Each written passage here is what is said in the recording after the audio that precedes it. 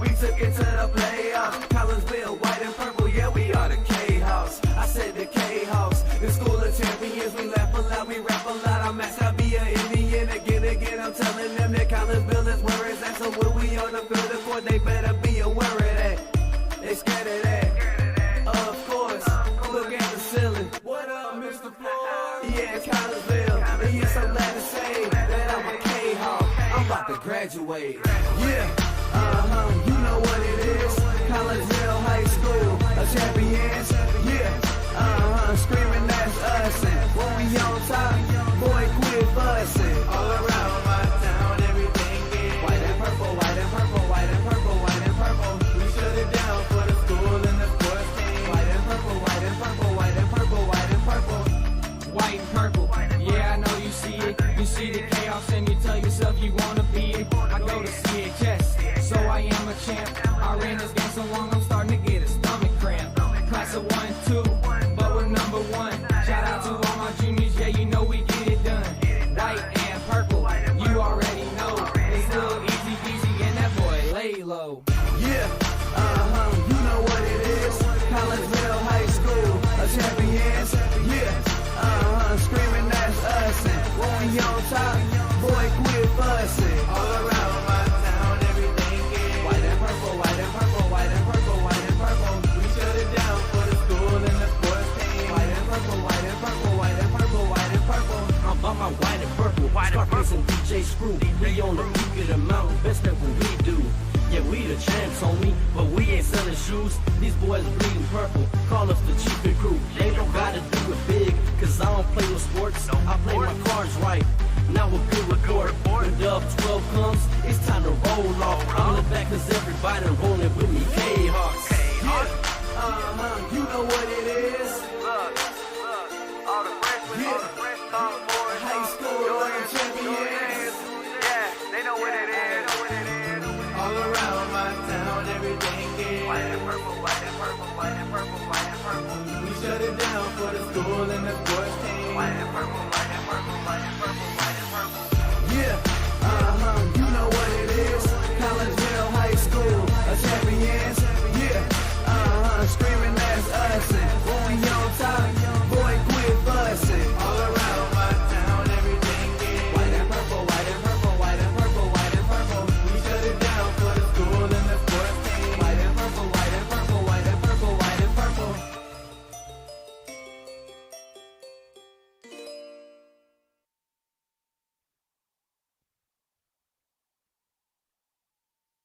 And a very good afternoon, everyone. Welcome to Camelot Bowl here in beautiful downtown, kind of downtown Collinsville. My name is Todd Duke. Glad that you're with us here on the Kahok Sports Network as we get you set for a little bowling action this afternoon. We're going to cover the Lady Kahawks bowling as they get ready to take on the Belleville East Lady Lancers. And we welcome you into the pregame program brought to you today by Chiropractic Works in Collinsville, owned and operated by Dr. Chris McCluskey.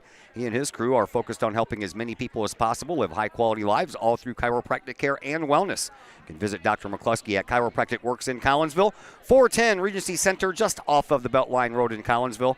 Give them a call, 343-3602, or online, chiropracticworkscollinsville.com. We're going to jump right in here with head coach John Hay. He is the head coach of the girls and the boys teams, and he's the coach of the last team sport that brought home a state championship back in 2010. Hard to believe it's been 11 years, hey, Coach? Yeah, it's been a little too long, actually, so we're going to try to rectify that. And the state champion that year, Miss Franny, I work with her now. She says to tell you hello. Oh, of course. Yeah, and she's secretary over at the Hollywood Heights School now. I guess I work with her, too.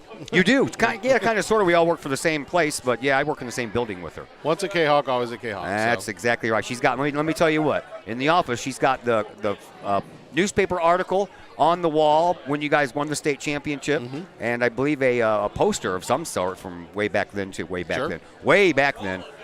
So anyway, yeah, we're going to try to get – and you girls are off to a pretty good start this year, aren't they? Oh, yeah, they are undefeated so far, and their tournament play, they have this last weekend they finished second, and that was at the Abe Lincoln Invitational over, I think, out of 16 teams. And we finished, I believe, third in the Triad Invitational. So we're starting to piece things together we have obviously with 3 seniors leaving last year, and they were longtime seniors, meaning that they played varsity for a number of years.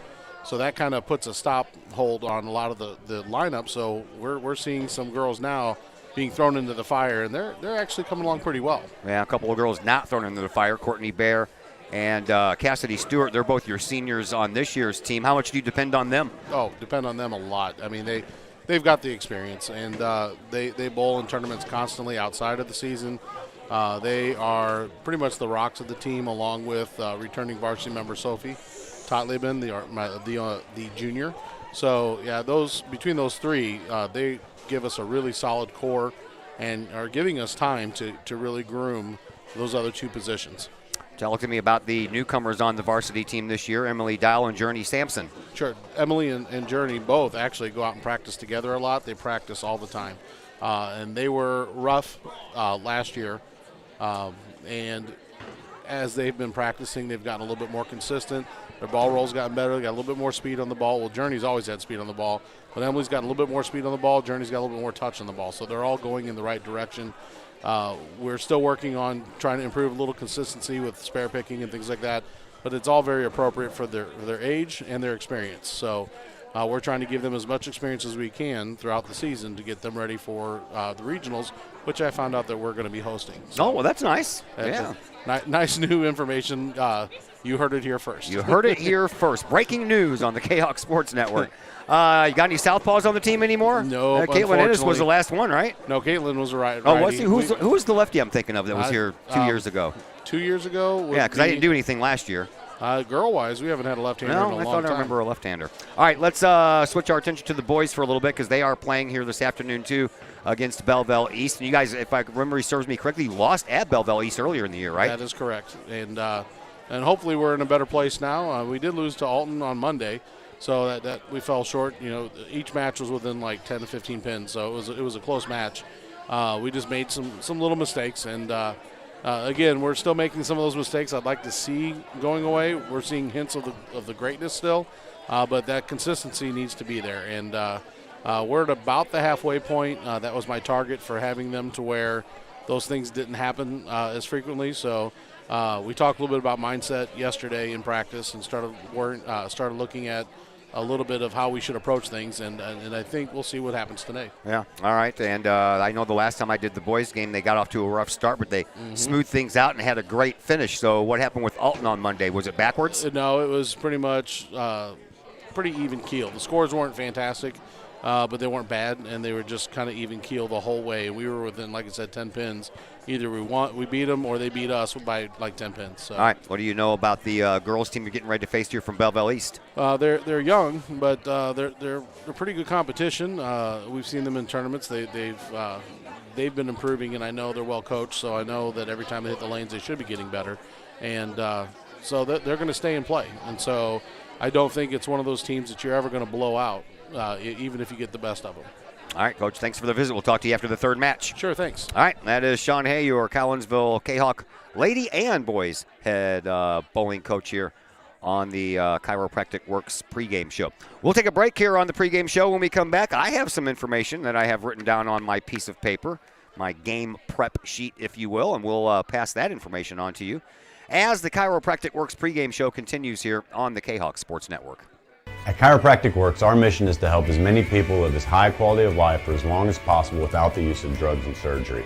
We have state-of-the-art testing available to see if we think we might be able to help you with any health issues that you're dealing with. Whether it's neck pain, back pain, headache, sinus, allergies, numbness, tingling, shoulder, elbow, wrist, hip, knee, or ankle problems, we've helped many people solve these issues without the use of drugs and surgery. If you'd like to get to the root cause of your health problems, feel free to give us a call and schedule a consultation or a new patient exam to see if we think we might be able to help you.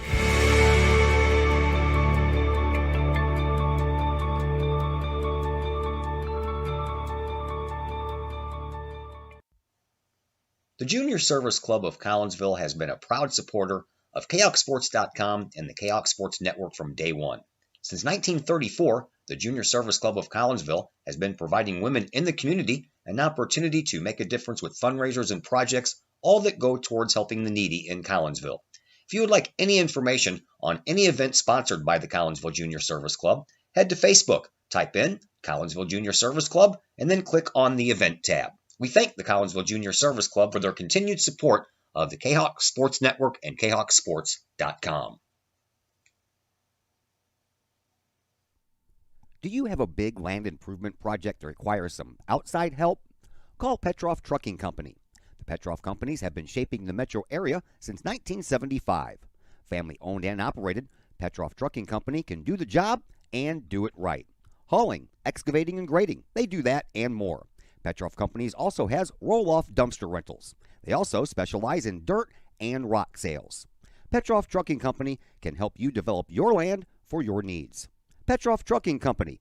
Check out their website, petrofftrucking.com, or give them a call, 618-797-6100. Petroff Trucking Company, shaping the metro area since 1975.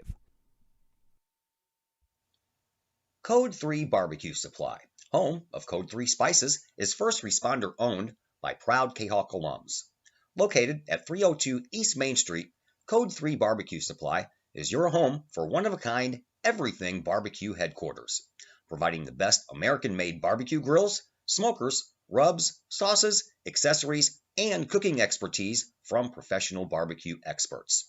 Code 3 Spices provides award-winning rubs and sauces and donates 25 cents a unit sold to first responder and military organizations to aid the fallen and assist with suicide prevention and PTSD awareness. Stop on by. See the guys at Code 3 Barbecue Supply for all of your cooking and grilling needs. Code 3 Barbecue Supply, home of the Memphis in May first place world champion Patriot sauce. Learn more about their products and mission in giving back to those who serve at code3spices.com. Hi, Purple and White fans. This is Dan Mode, class of 1989. I'm with New American Funding. Myself and New American Funding are proud sponsors of Kahok Athletics. As we have great coaches at CHS on all the courts, fields, and tracks, we like to coach you through the home buying process and refinance process. If there's ever anything we can do, I can be reached at 618-973-5343 or www.danmodeloans.com. Let's support our student athletes at CHS. They deserve the best. Thank you for your time, and go Kahawks.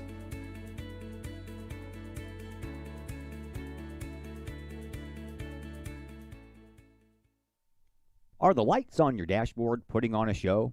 Bring it to Mike's Automotive in Collinsville. Mike's Automotive is also a T3 certified tire center. They can handle all of the basics like oil changes and tune-ups and the not-so-basics like complete engine rebuilds. Mike's Automotive also has 24-hour towing and has 3 locations, Millstadt, St. Louis, and in Collinsville. The Collinsville location is at 1150 St. Louis Road, just blocks from the high school. Or call 345-0611, online at mikesautomotive.net and Mike's Automotive on Facebook. As the Director of Sports Medicine at Next Level Performance Institute, I oversee the care of all of our athletes, many high school, collegiate, and professional. Our goal is to help athletes stay on the field and maximize their performance. We have state-of-the-art diagnostic equipment where we can actually perform testing to get to the root cause of problems that could be getting in the way of athletic performance. When it comes to taking care of athletes, we take a full-body approach, whether it's musculoskeletal ailments, nutritional issues, organic issues such as headaches, sinuses, digestive issues. We have advanced training to where we can remedy health issues and return that athlete to play as quickly as possible. If you or your athlete are dealing with any kind of nagging sports injury and would like to see if we can possibly help, feel free to give us a call or come by the office anytime.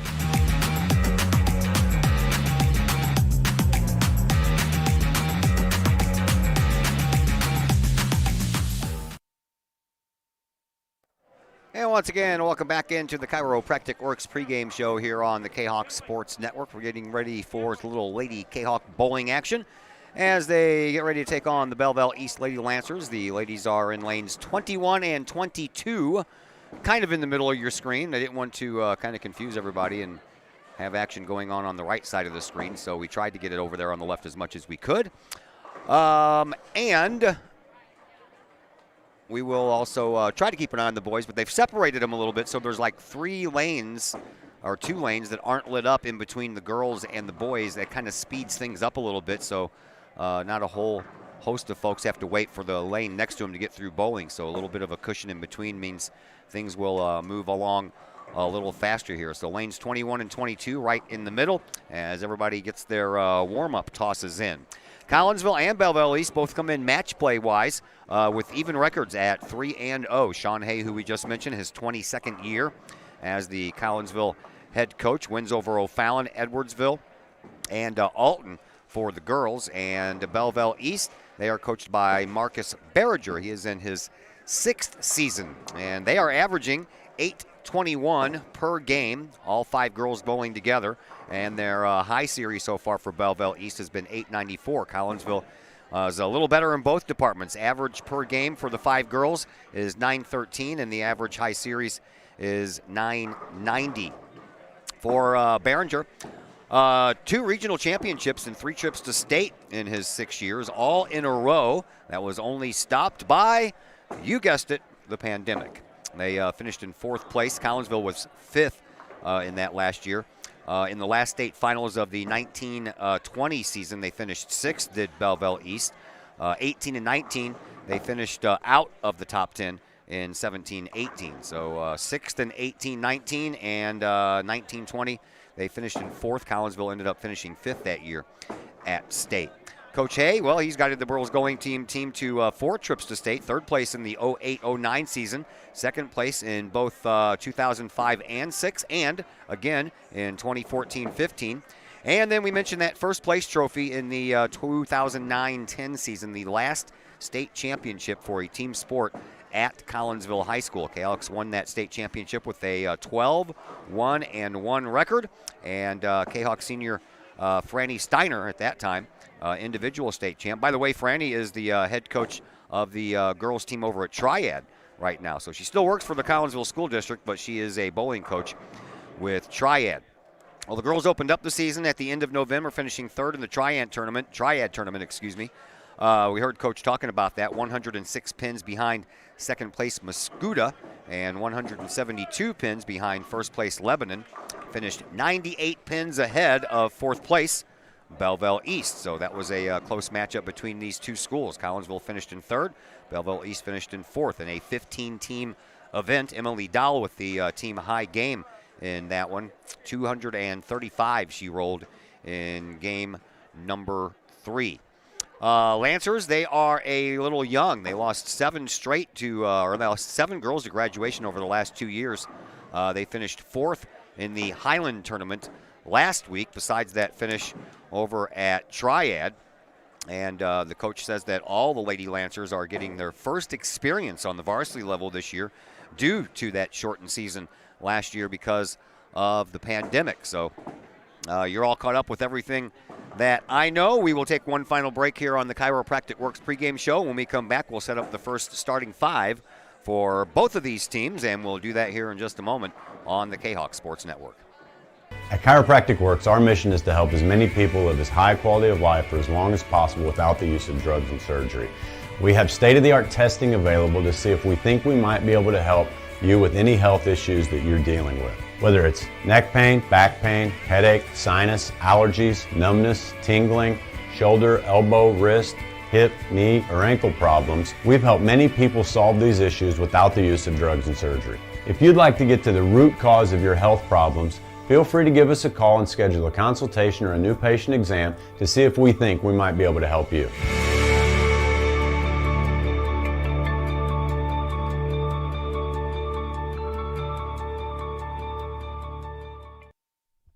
Pace Design and Construction in Maryville. Whether building a new home, making an addition to the home you currently own, or finally getting around to that remodeling job you've been putting off, Pace Design and Construction in Maryville can help. Pace Design and Construction is a building and remodeling contractor you can trust. They provide the highest quality, they are dedicated to their customers, and are committed to completing your project on time and within budget. Pace Design and Construction in Maryville. Give them a call at 618-407-5466, online at pacedesignconstruct.com, or on Facebook at Pace Construction Design. The reviews are in. Old Herald Brewery and Distillery in Collinsville is a hit in the Metro East. Folks both local and just visiting the area are calling Old Herald Brewery and Distillery a must-stop destination in Collinsville. Old Herald Brewery and Distillery in Collinsville is located at 115 East Clay Street in Collinsville and is home to one of the only restaurants in the state with their own brewery and distillery that produces some of the best brews and spirits in the industry. And the food? All created by an in-house chef using local ingredients that will please any palate.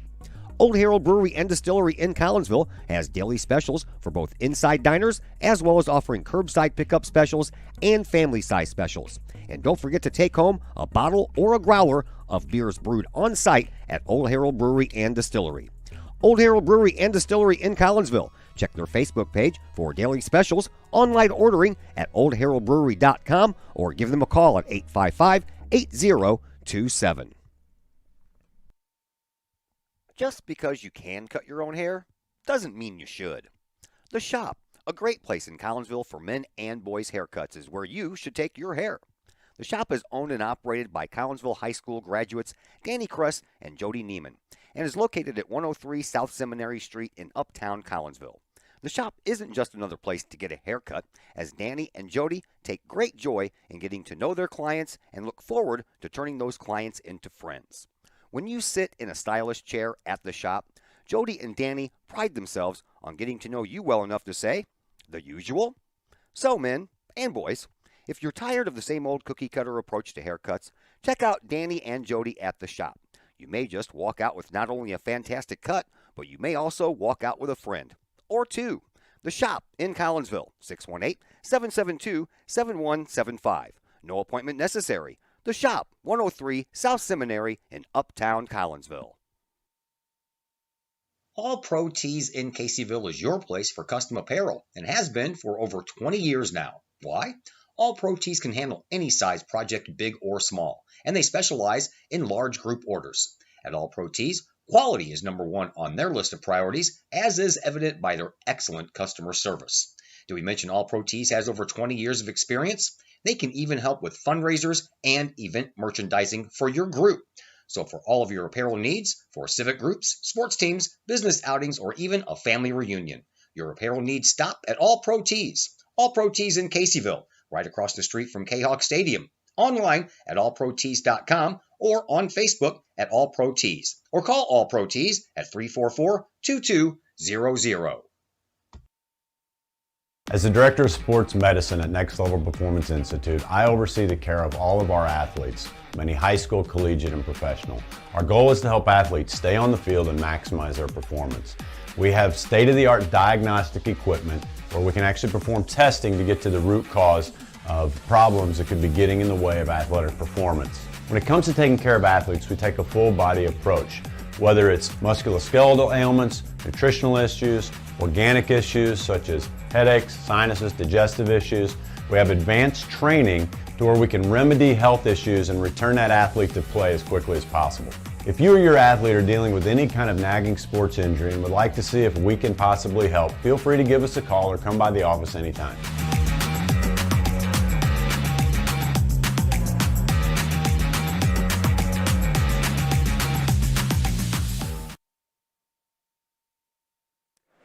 Once again, welcome back to Camelot Bowl. I'm Todd Duke. Glad that you've taken time out of your day to join us here on the Kahok Sports Network. Getting ready for some girls bowling. Collinsville Lady Cahoks taking on the Lady Lancers of Belleville East. Here are your five starters for each side. We'll begin with Belleville East.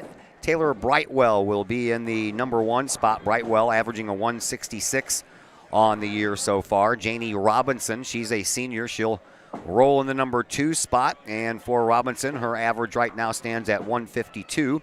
Sophomore Sam Tichnell right in the middle of the pack, bowling in the number three spot for Belleville East, and Sam has an average of 148.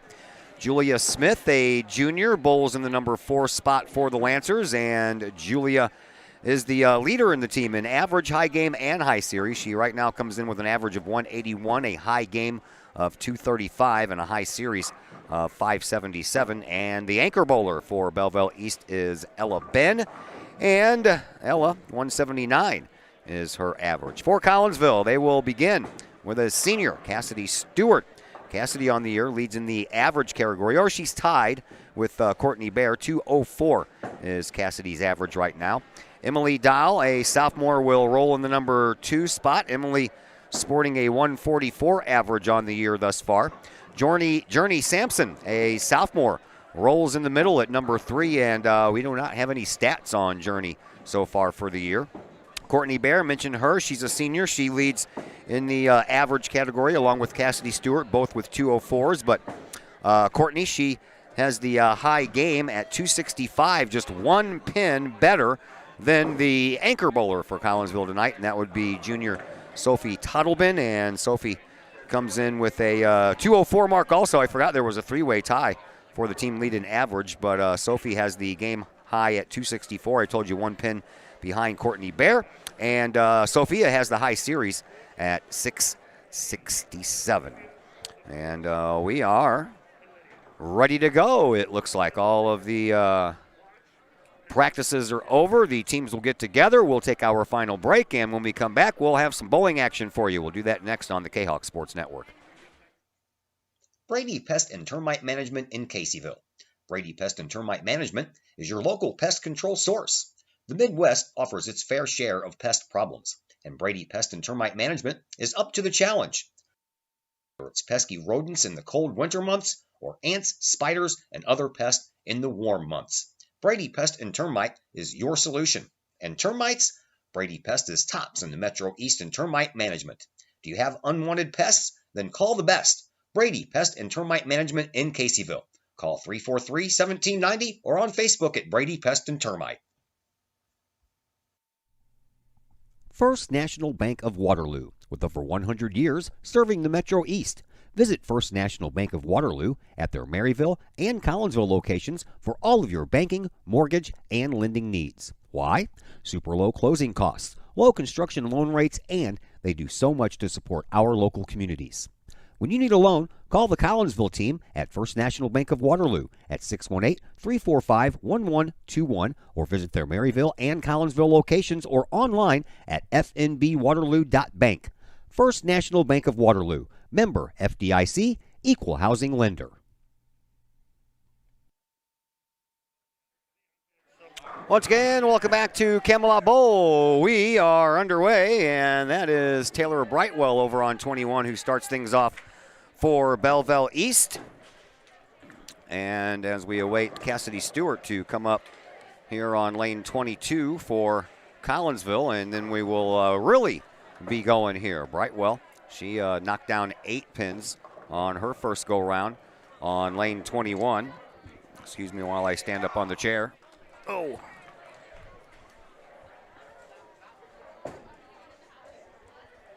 What am I caught on?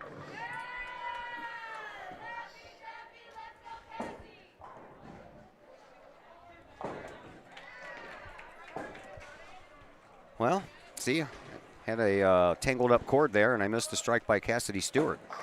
So Collinsville starting off over here on lane 22 with the first strike of the game, and here is Emily Dahl for Collinsville on 22. Just barely got that head pin, knocked everything over to the left-hand side, knocks down 5, leaves up 5. Here is Janie Robinson for Belleville East over on 21.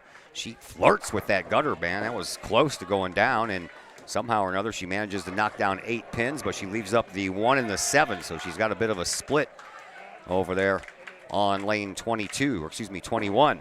Back over here on 22, Emily Dow ready to try to pick up her 5 pins that she left up.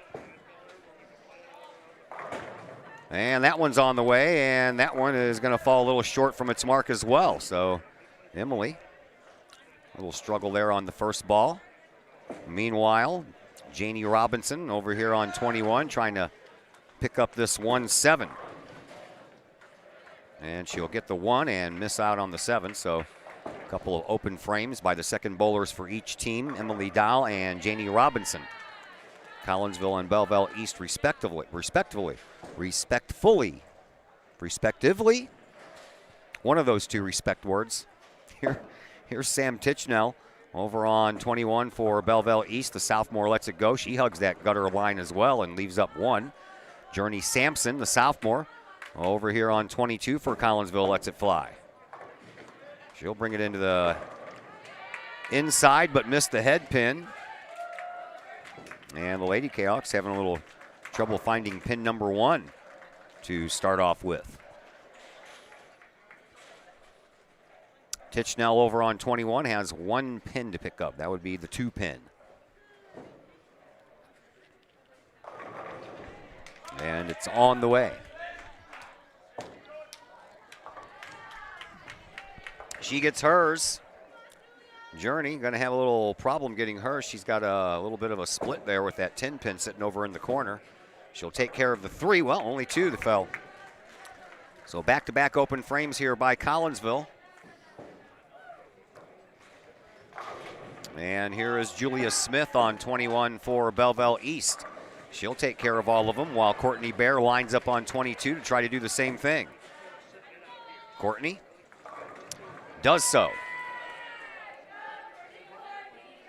So we're down to the anchor bowlers for each team. Ella Ben over on 21. She's the first up for Belleville East.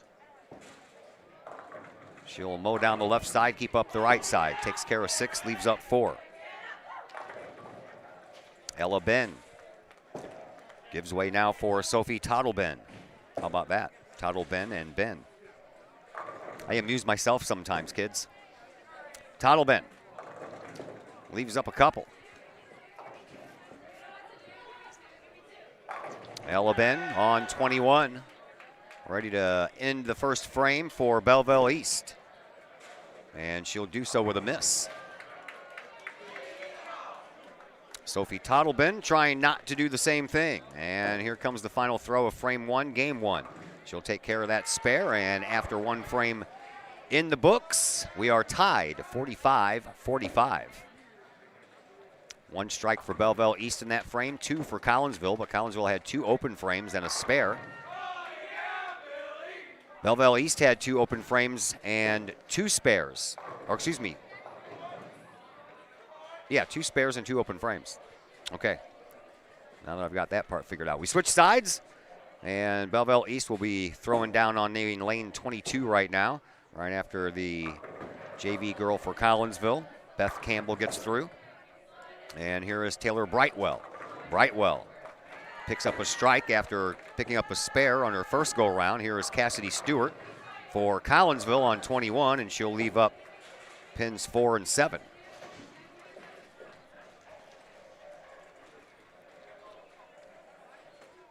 So we're even Steven after 1. Here's Janie Robinson on 2 for the Lancers. Robinson has some spin on that ball. Leaves up the 10 pin. Cassidy Stewart on 21 for the Kahawks, ready to go. Trying to pick up that 4-7 pin on the left-hand side. She aims it that way, and she'll take care of both of them.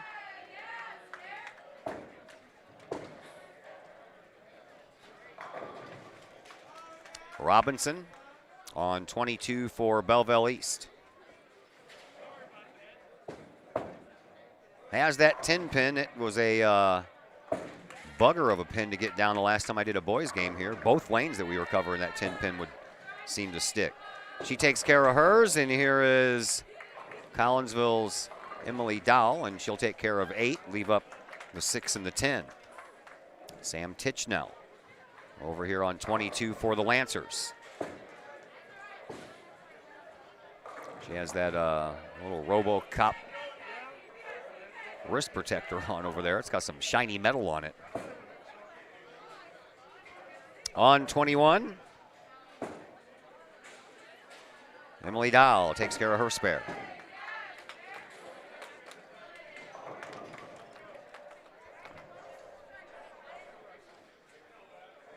Back to 22 we go. And Sam Tichnell's spare attempt. She'll miss that one. She gets 2 of the 4. Here's Journey Sampson on 21 for the Kahawks. Journey will leave up just 1 pin.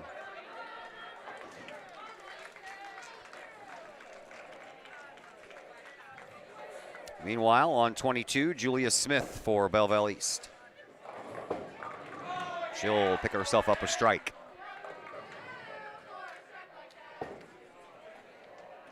So the Lancers already down to their 5th bowler over here on 22, Collinsville.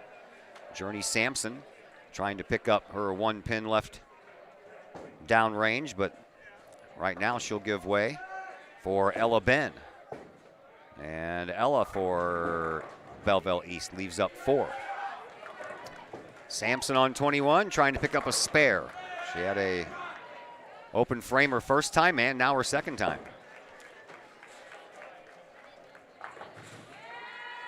So Journey off to a little rough start. And here is Courtney Bear. Courtney with a strike her first time up. Not so the second time, leaves up 1. Ben, her final ball in frame number 2. She'll take a spare, and the Lancers are finished with frame number 2. Courtney Bear trying to pick up her spare over on 21, and then Sophie Tottleben will end the second frame for all involved.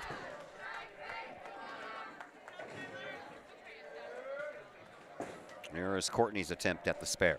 She'll pick it up.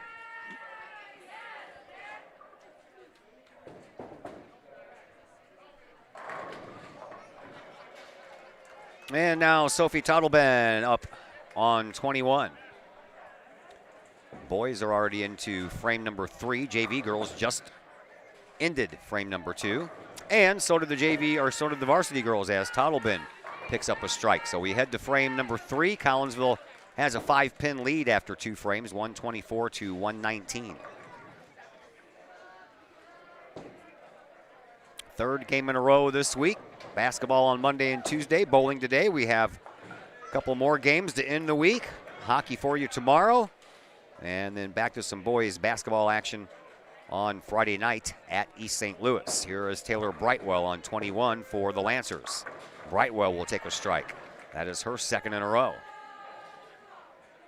Cassidy Stewart got a strike in the first frame, spare in the second, and here she goes in the third. That looks good. Oh, there you go. Last moment, knocked down that 9-pin. So 2 strikes and a spare for Cassidy Stewart. Here is Janie Robinson for Belleville East on 21. In the gutter.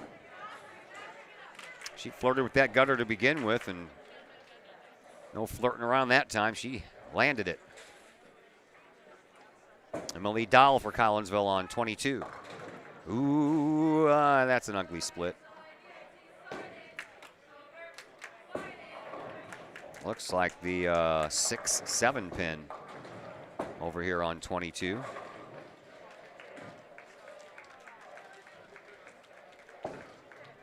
That's exactly what it is. Janie Robinson on 21 trying to pick up a 10-strike spare, and she'll at least get 7 of them. And now Emily Dahl needs to clip that 6-pin right on the right-hand side and then kick over, but she hit it squarely. So an open frame on a split for Dahl. That'll bring up Journey Sampson for Collinsville. And Sam Tichnell on 21 for Belleville East will go first. Both middle bowlers. I don't even know how she got a strike out of that because that one barely hit the head pin on the right-hand side. Nice job by Tichnell. Here is Sampson. Sampson flirts with that gutter ball as well and never got it over to the head pin. Journey looks a little off. Just my observation. Here is Julia Smith for Belleville East on 21. She'll leave up a couple. She was working on 2 straight strikes, but not going to pick up that turkey on this go-round.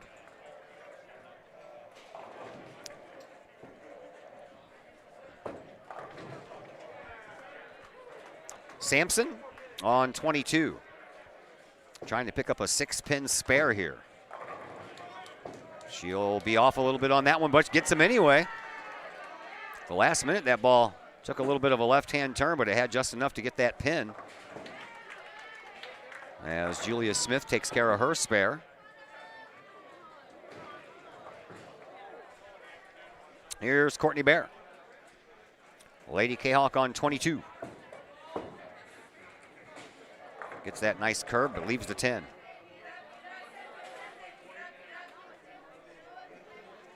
Ella Ben on 21 for the Lancers. Leaves up the 10 pin also. Courtney will try hers first. And she'll get it. And now Ella Ben will try to pick up her 10 pin. And here's that throw. She'll pick it up as well. So Sophie Tottleben, last one to throw here in the third frame. She'll do so here on 22.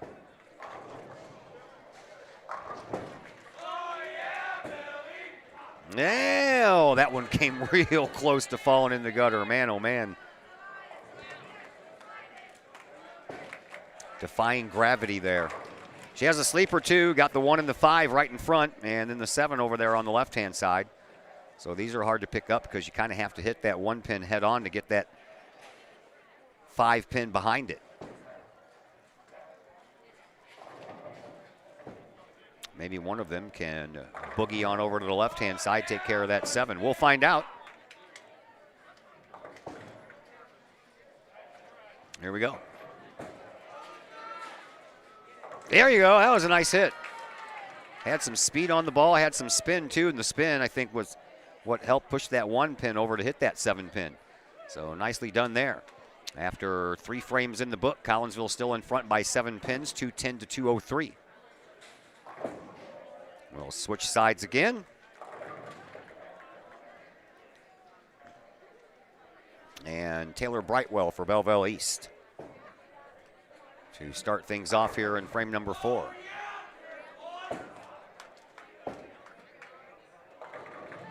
Leaves up 1. Cassidy Stewart on 21 for Collinsville. Leaves up 2. They have a chant for everything here, don't they?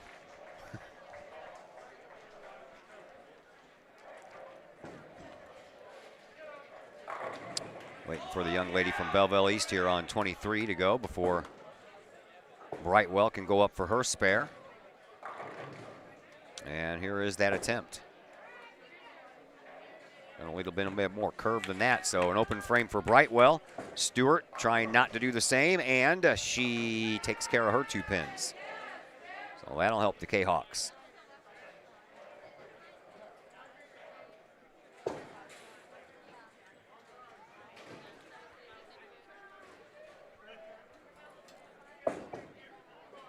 On 21, Emily Dowell for Collinsville.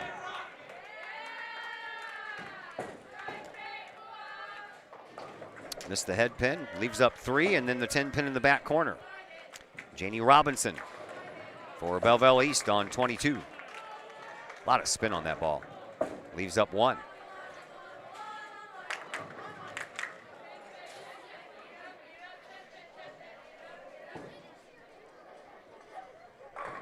Sophomore Emily Dahl over on 21 for Collinsville. Has a 1-2-4 on the left side, 10 pin stuck back in the corner. Hits the head pin, but can't get anything to shoot over there and get that 10 pin, so an open frame. Robinson trying to pick up her spare over here on 22, and she will. Journey Sampson on 21 for the Kahawks.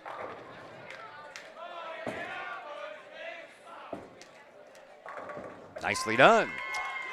She got it figured out after a couple of open frames.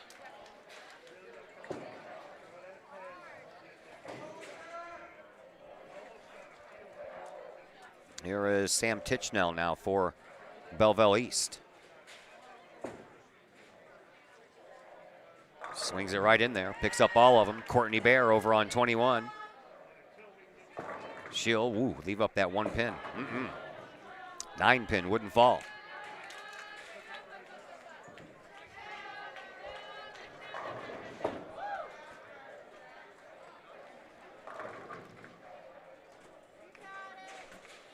Julia Smith on 22, leaves up 1. Courtney Bear over on 21, trying to pick up her spare. She does.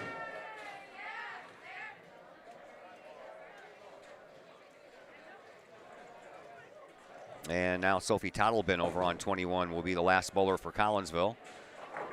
Julia Smith still has one more ball to go over here on 22.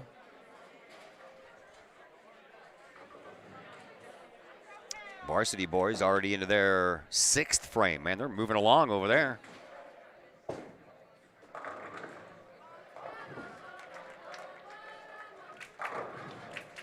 Here is Smith's try on 22.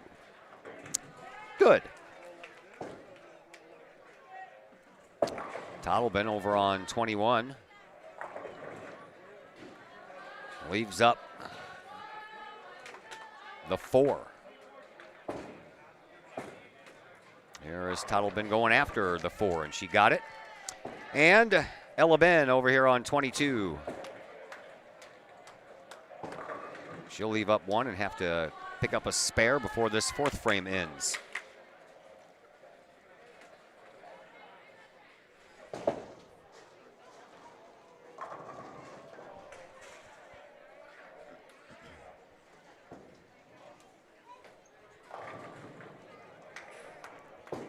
Ben ready to go.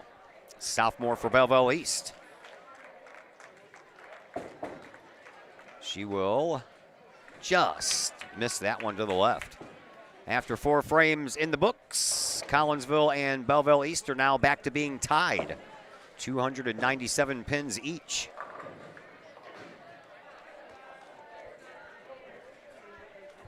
Taylor Brightwell ready to go over on 21 already.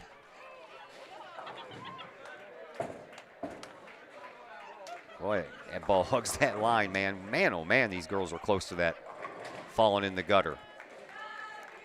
Cassidy Stewart over on 22. Nicely done, there you go. Hit that head pin from the side a little bit, and good things happen. Brightwell over on 21. Trying to pick up her 4-pin spare. And she will. Well placed. Emily Dow on 22, the sophomore Lady Kahok. Oh, lets it fly. And in the gutter. Told you they were hugging that line close. So now Emily will have to pick up a 10-pin spare to avoid the open frame. Here is Janie Robinson for Belleville East on 21. She'll leave up the 10-pin. It wobbled for a bit, but did not fall.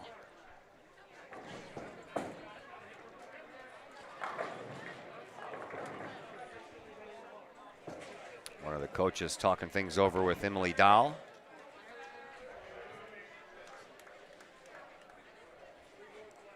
Robinson over on 2 for Belleville East. Will take her turn while that conversation just ended. Going for that 10-pin and barely got it. Just nicked it on the left-hand side. Here's Emily Dow going for that 10-pin spare on 22 for Collinsville. Right down the middle, and she'll take care of that spare, but you know, would have been a lot better if she would have done that with the first ball, but whatever coach said worked because that was a solid on hit there. Here is Sam Tichnell over on 21 for the Lancers. Split.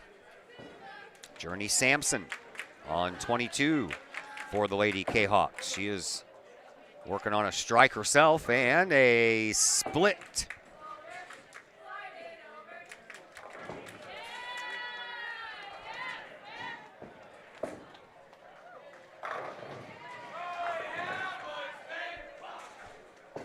Well, over on lane 21, you see the 2-pin standing, but the automatic score machine says that 7 were knocked down instead of 8. So they have to fix that. Meanwhile, Journey Sampson has a split to pick up over here on 22.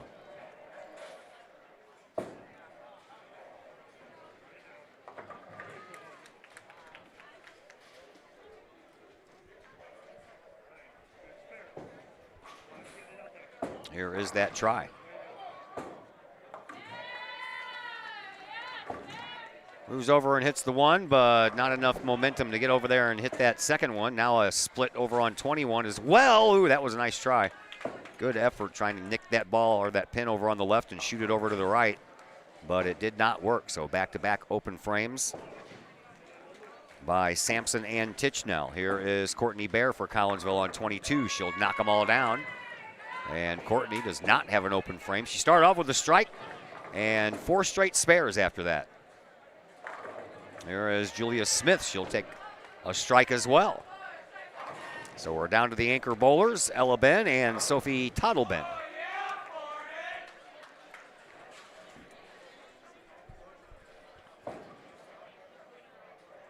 Splits all over the place. JV girls have one over here on 23. Here is Tottleben for Collinsville on 22. She'll slam that ball in there and take care of all of them. That one had some speed.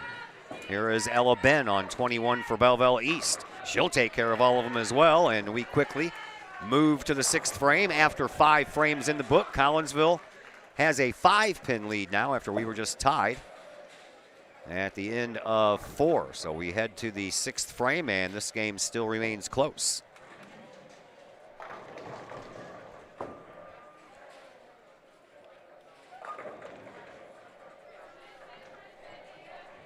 Taylor Brightwell on 22. She'll go first.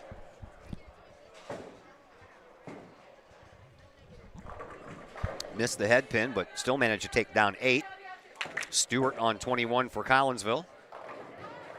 She'll take care of all of them.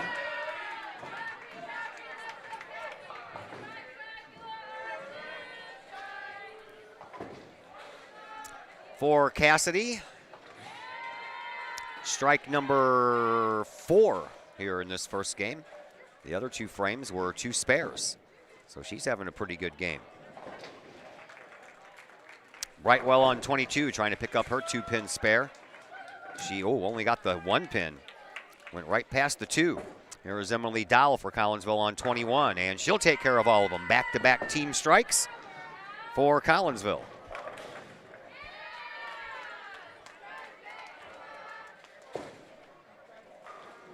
Janie Robinson ready for Belleville East over here on 22.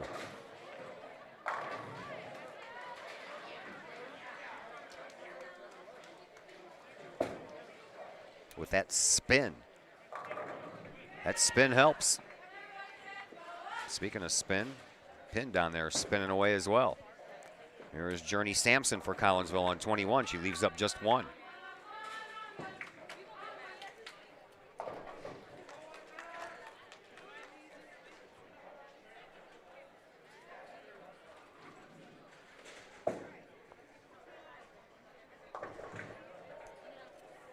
Sam Tichnell on 22 for the Lady Lancers. She'll have herself a seat with a strike. Sampson on 21 trying to pick up this 1 lone pin. And a 4-pin stays. Julia Smith on 22 for Belleville East.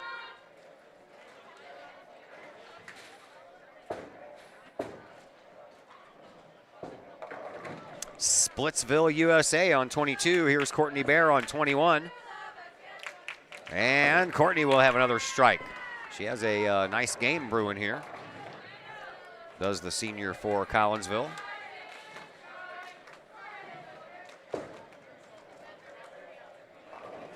Smith trying to pick up this spare. A split spare. And, ooh, that was a nice effort. Had the right idea in mind, but those are always hard to pick up. These replay boxes keep on popping up on these screens, blocking out all my scores. Tottleben in the gutter. Here is Ella Ben trying to take advantage of that. She, left the 10-pin up. So now Sophie Tottleben will have a 10-strike or a 10-pin spare to pick up, just like Sampson did earlier.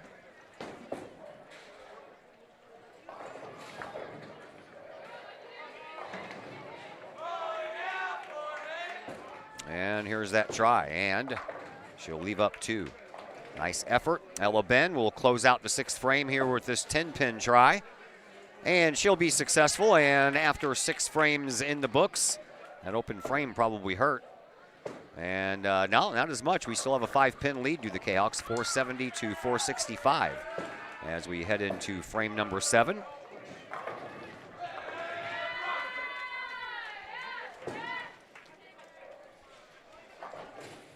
Taylor Brightwell readies herself over on 21. Brightwell. Oh, that's a roll. Leaves up the 10. Cassidy Stewart on 22 for Collinsville. Leaves up 2.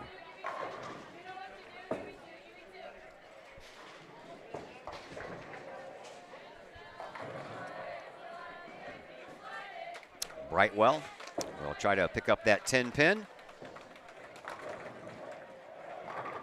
The 3 and the 6 remain for Cassidy Stewart. Here's Brightwell's effort.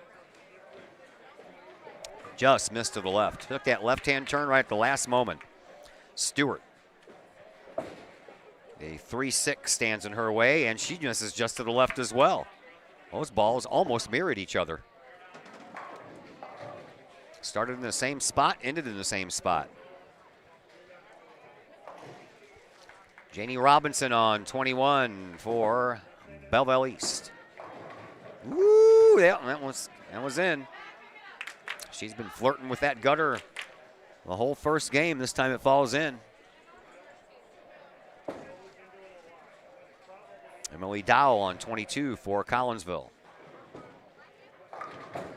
Oh, that one's going the wrong way.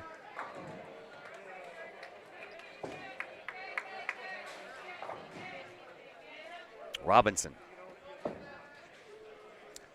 Another one of the girls who has a 10-pin spare to try to pick up over here on 21. She will. Nice rebound. And now Emily Dowell hoping for the same thing over here. She leaves up 7.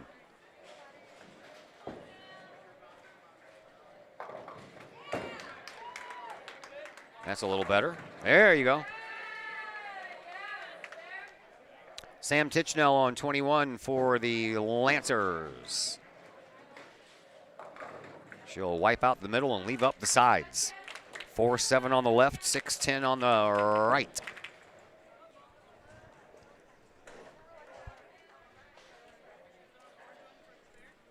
Varsity boys are in the 9th. JV girls are getting ready to start the 7th.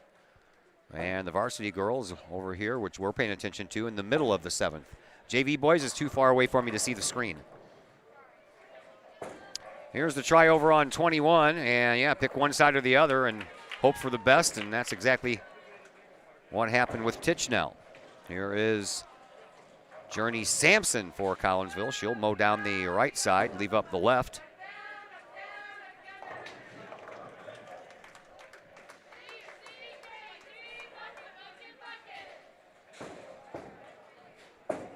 Julia Smith on 21. Same thing, man. Look at that. Mirrored the same exact thing on 21 that there is on 22.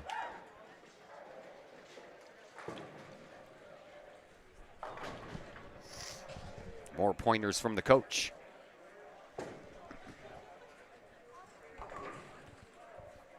Sampson. Ready on 22.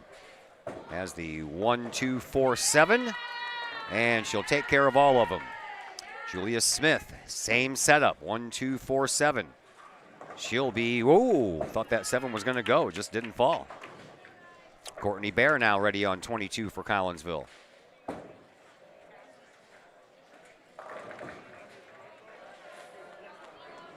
There you go. Get that body English in there. Can't get a strike unless you throw that body English in there. That's a turkey for Courtney. Here is Ella Ben, and Ben leaves up 2. While we await Sophie Tottleben to step up on 22.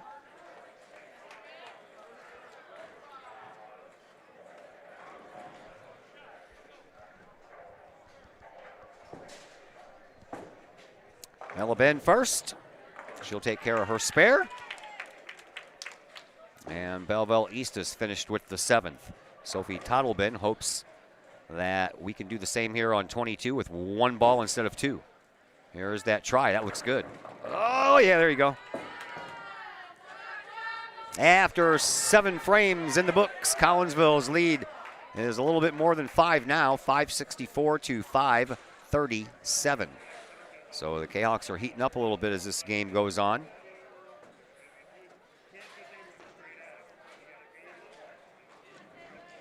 Turkey for Courtney Bear. She started off the game with a strike. The only other 3 frames she has not struck in. She got spares in all 3 of them. Here is Brightwell on 22 picking up a strike for Belleville East. Cassidy Stewart on 21 ready to go, trying to match. And she will.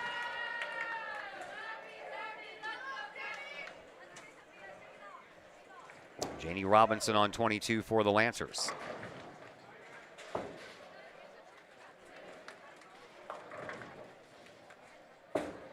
Has that spin, man. That thing spins and then spins the other direction.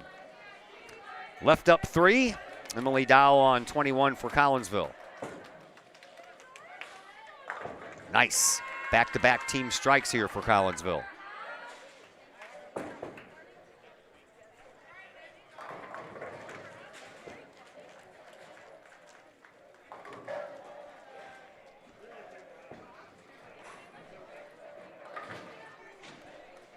Robinson trying to pick up her spare for the Lancers on 22.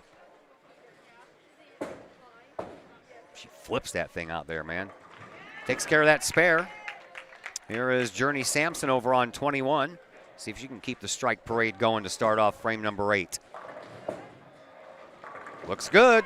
That's a team turkey. 3 strikes in a row to start off this 8th frame for Collinsville. Varsity girls ended up passing up the junior varsity girls. They're just now approaching the 8th. Here on 22 is Sam Tichnell. Here is Courtney Bear for Collinsville, and trying for 4 in a row as a team, but instead we get a split.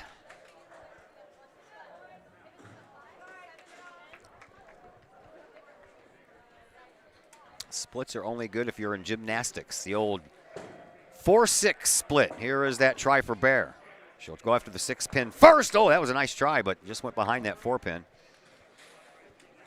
Tichnell on 22 has 1 pin to pick up. First open frame of the first game here for Courtney Bear. There's Sophie Tottleben on 21 for Collinsville.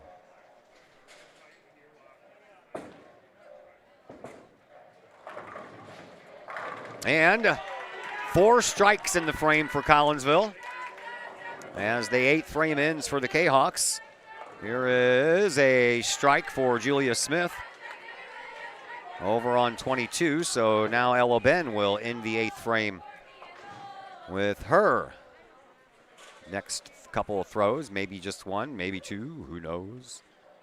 Have to wait for the young lady over here on the JV side of things to get through first on lane 23.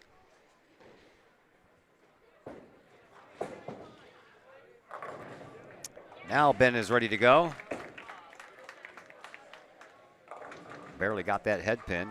Cleared it out of the way, but left up 3 pins behind it.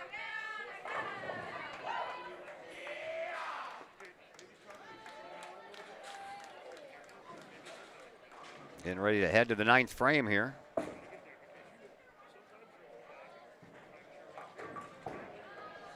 And Ella Ben, the sophomore Lady Lancer bowler, lets it fly down lane 22. It's heading off to the left-hand side, but she'll take care of both of them. And after 8 frames complete, Collinsville still with the lead. They lead now by 59 pins, 660 to 601. 9th frame is here.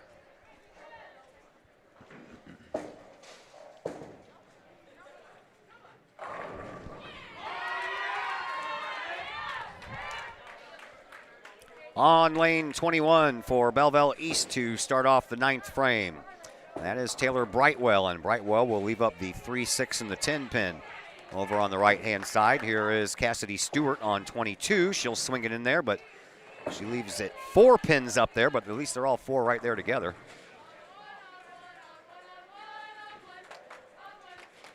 Brightwell. Ready to go over here on 21 for Belleville East.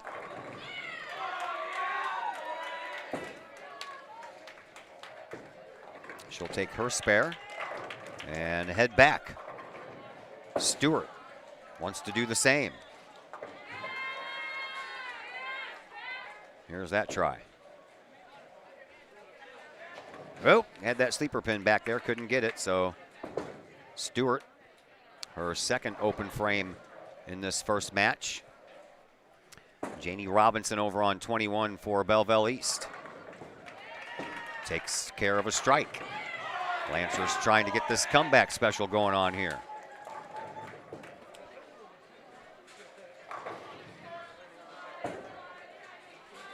Robinson, or excuse me, Dahl, leaves up 3. Sam Tichnell over on 21 for Belleville East. She'll take a strike. So the Lancers not going away anytime soon here, are they?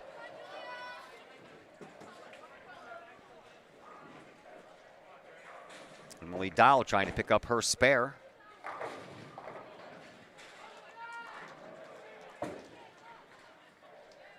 And just missed.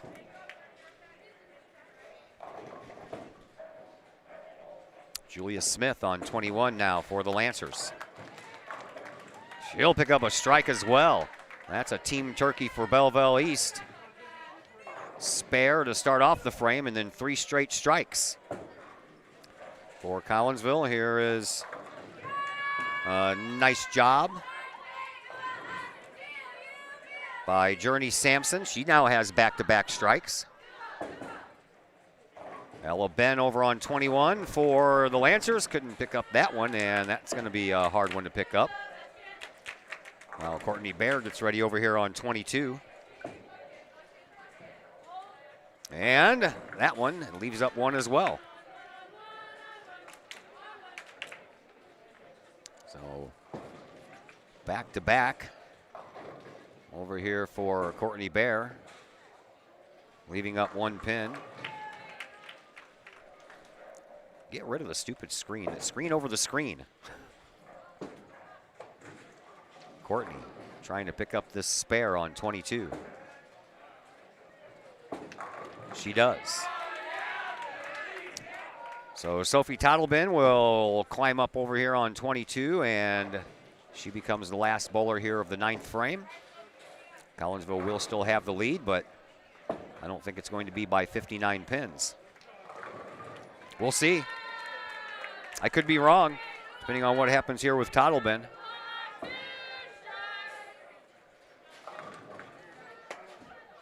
Here is that try.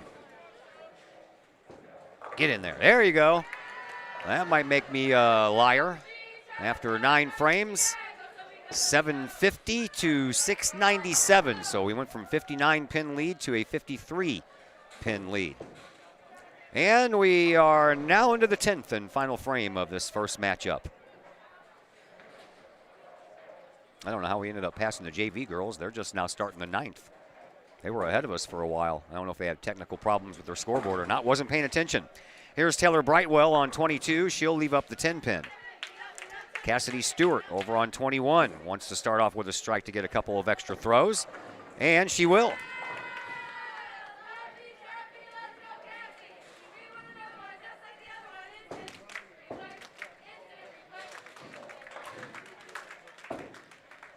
They got a different chant for every girl, don't they? Brightwell waiting for her JV counterpart on 23 to finish up. Now she's ready. Brightwell trying to pick up this spare to give herself 1 extra throw. And she'll miss. So Brightwell will finish up with a 161. Here is Cassidy Stewart on 21 with a couple of extra throws, leaves up the 10. Stewart has already bested that 161 by Brightwell, so Collinsville will pick up a point for the head-to-head win. Here is Janie Robinson for Belleville East.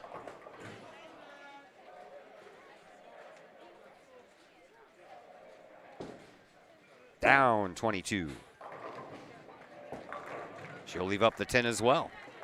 Stewart, she'll try to pick up this 10 to end her first match of the night on a high note, and she will miss.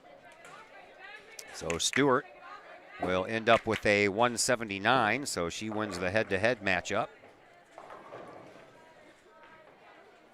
Here is Janie Robinson trying to pick up that 10 pin on 22 to give herself an extra throw.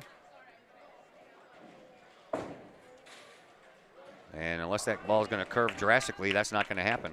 So Robinson will end up with a 150. And here is Emily Dahl, and she mows down 7. Meanwhile, Sam Tichnell. Ooh, that's not going to be fun to try to pick up. 10 pin, 7 pin, and a host of pins in between.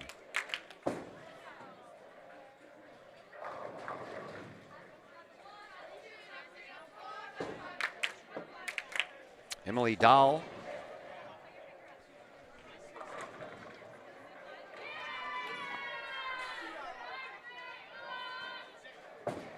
Man, I think I'm all messed up here.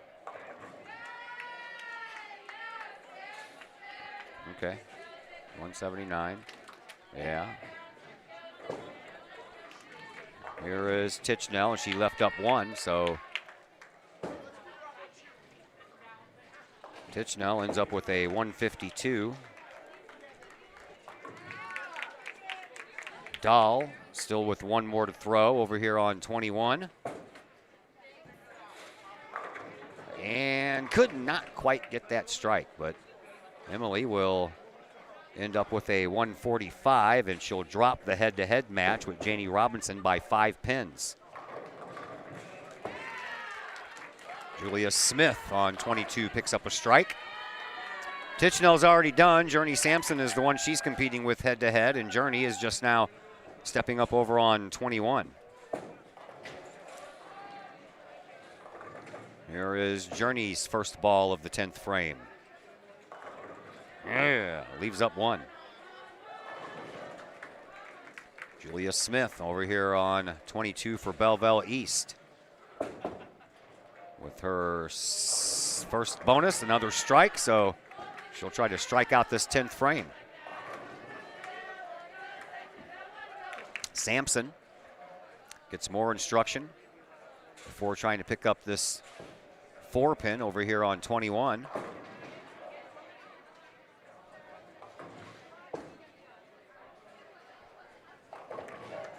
Meanwhile, Julia Smith, 1 more ball to throw down 22 for her.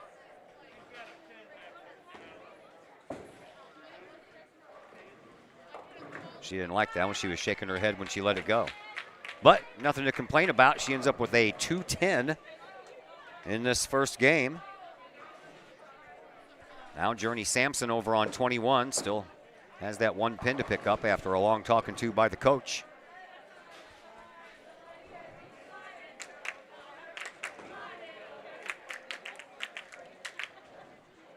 Here is Journey Sampson's try for an extra ball. She got it. She'll have 1 more. Ella Ben is the final bowler for Belleville East over here on 22. She lets her first one go. She'll leave up 3.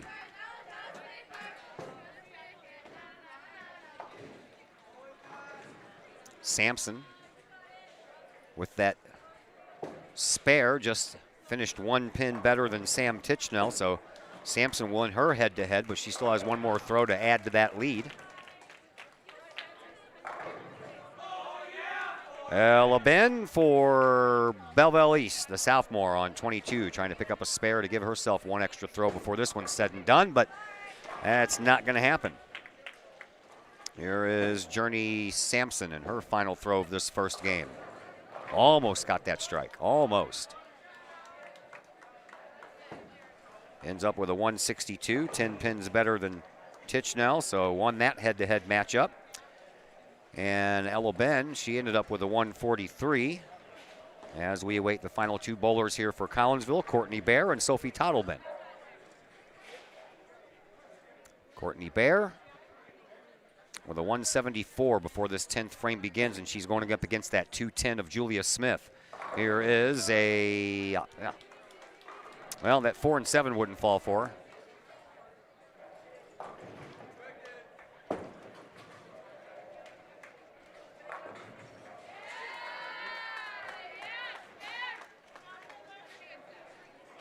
Bear ready to try to pick up this 4-7 over here for on 21 for a spare.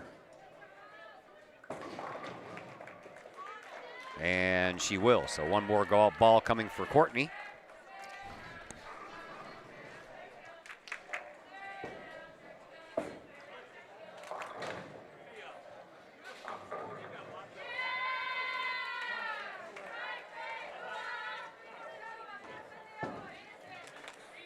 Courtney needs a strike.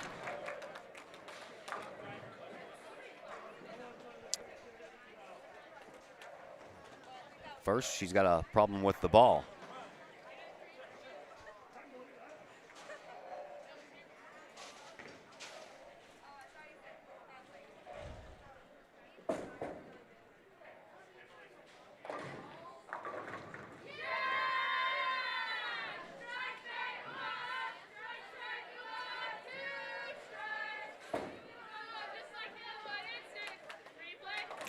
JV Lady Kahawks are up by 40 pins as they start the 10th frame.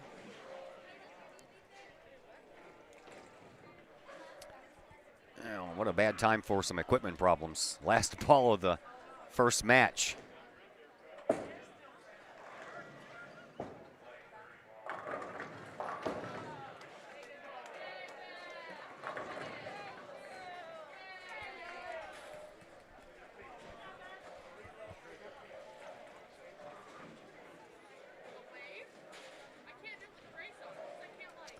Now it appears that young Courtney Bear is ready to go. Hope all that pays off. That one is going to have to curve, and it does pay off. And with that strike, Courtney ends up with a 202. 8 pins behind Julia Smith. So Smith will win the head-to-head. Right now it is 2 head-to-head wins apiece. Ella Ben is already finished with her 143. Sophie Tottleben has already bested that. She has a 165 coming into this final frame, so everything here is gravy. Collinsville will win the head-to-head match. And they've already taken down all the points on the board for the other side, so I have no idea. I didn't write it down.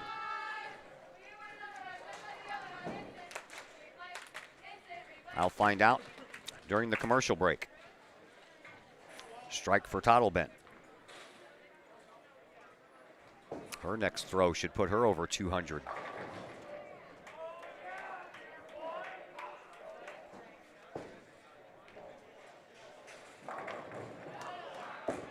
Tottleben down 21. Ooh, couldn't get the 10 pin to fall. She'll have the high score of this first game. She just bested Julia Smith's 210 with a 213. Trying to pick up that 10 pin.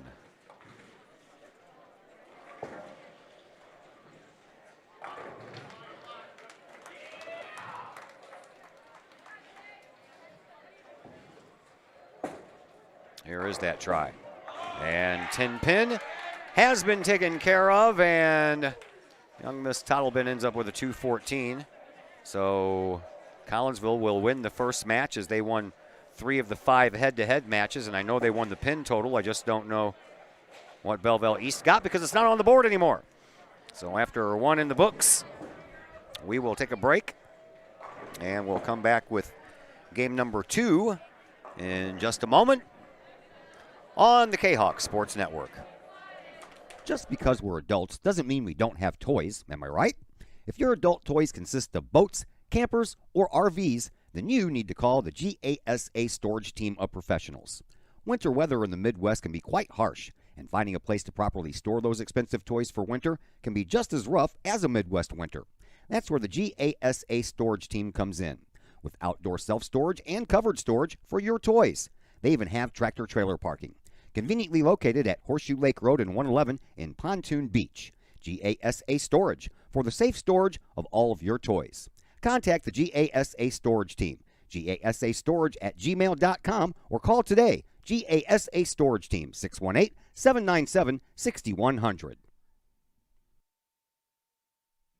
Collinsville High School alumni Stacy Lauenstein, CHS Class of 91, Lisa Bassetto, Sarah Sulke, and Tracy Limp, CHS Class of 94, Tony Geisen, CHS Class of 96, and Kevin Robinson, CHS Class of 99, want to wish all of our Kahawks a great year.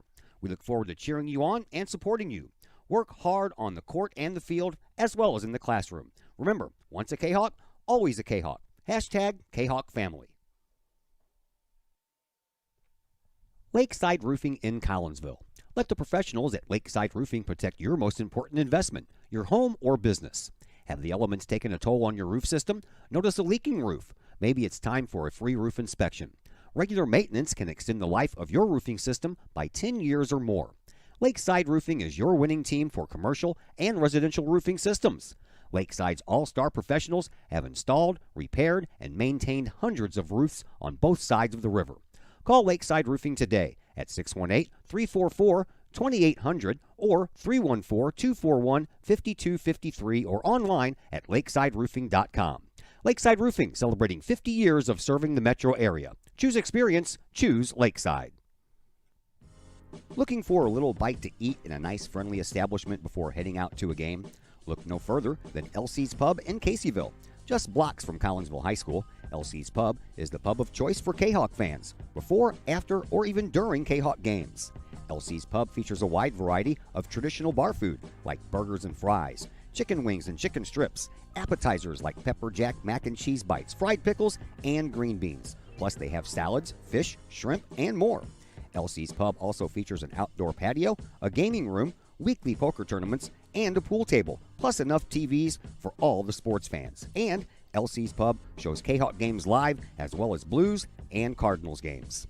LC's Pub, 605 North Main Street in Caseyville, right across the intersection from All Pro Tees. Call for carryout orders at 618-855-9007 and on Facebook at LC's Pub.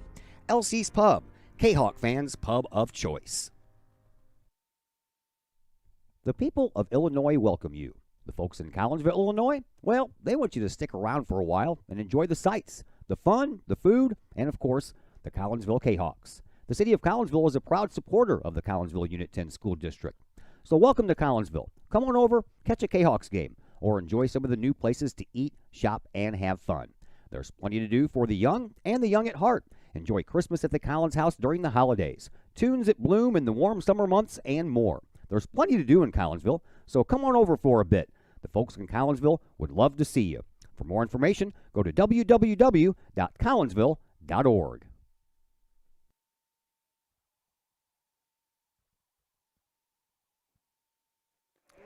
Back here at Camelot Bowl, I am Todd Duke. Glad that you're with us here on the Kahawk Sports Network. We are just underway in game number 2, and Collinsville with a 8-2 lead after that first game. They won 3 out of the 5 head-to-head matchups, so there's 3 points, and then they won the overall battle. That's 5 points. You add 3 and 5 together, that's 8.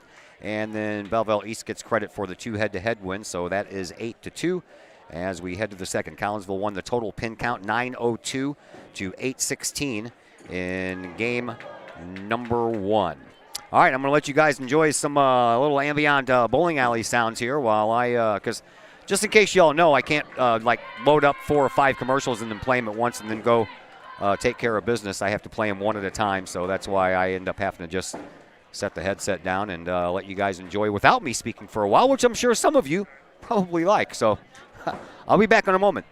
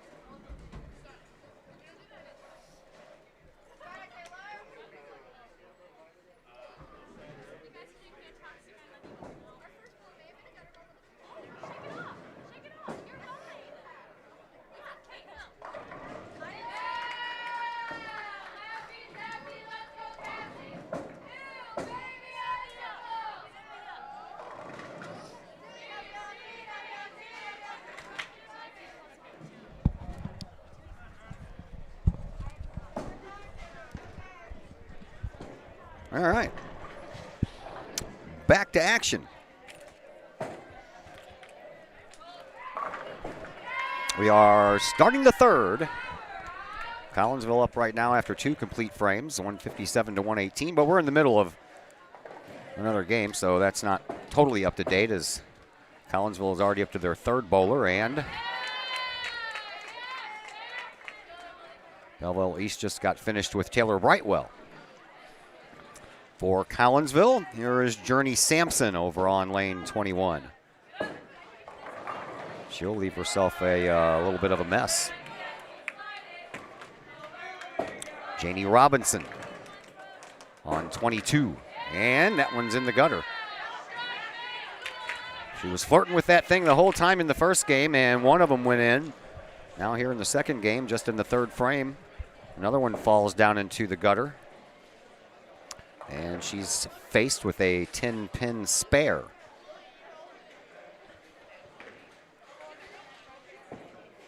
Journey Sampson over on 21 has a mess to clean up. She has the 4-7 on the left side, 10-pin on the right side.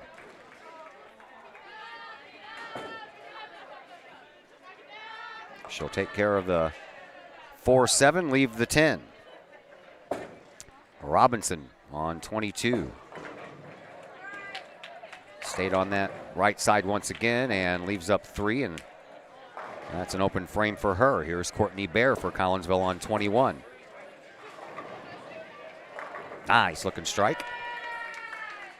And that is a first strike this game for Courtney. On 22. Nicely done there by Sam Tichnell, and Tichnell opens up this third, second game with a turkey.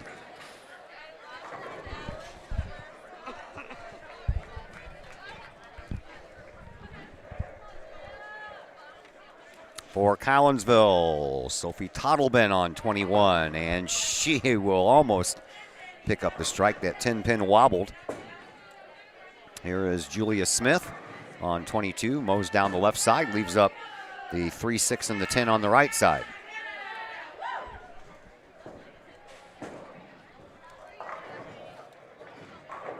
Tottleben doesn't waste any time. Here's the next. She'll take care of that spare. And Collinsville's 3rd frame is over. There's Julia Smith. Smith takes care of her spare on 22. And that'll leave everything up to Ella Ben over here on 22.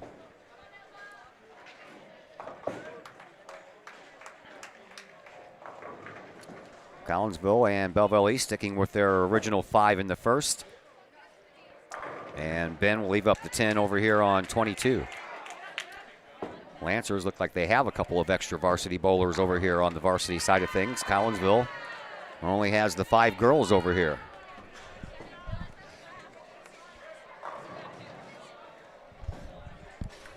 Matter of fact, looks like they only have 5 on the JV side too for Collinsville, so they are spread as thin as they can get. Spare picked up by Ben after 3 frames in the books here in match number 2. Collinsville ahead 232 to 187 for Belleville East. There is Taylor Brightwell on 21 for the Lancers. Strike for her. And she picks up her first strike, and working on her 4th was Cassidy Stewart. She started off with a turkey here in this 3rd matchup as well, but she leaves up that 7-pin and is denied a 4th straight strike. Janie Robinson over on 21 for the Lancers. Gets that spin working, and it did, but it just kind of did the backspin right when it got there, and that didn't put any pin movement on any of that. So 5 pins left up and a hole right down the middle as Stewart picks up her spare over here on 22.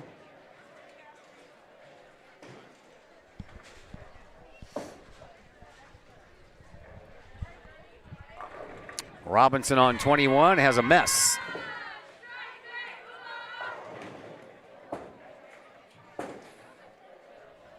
She'll take out 2 of the 5 left up there.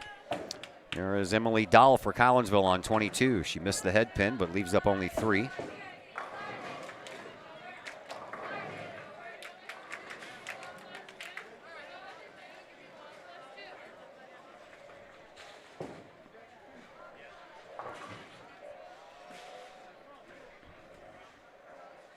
Sam Tichnell on 21 for the Lancers, and she'll pick up a strike.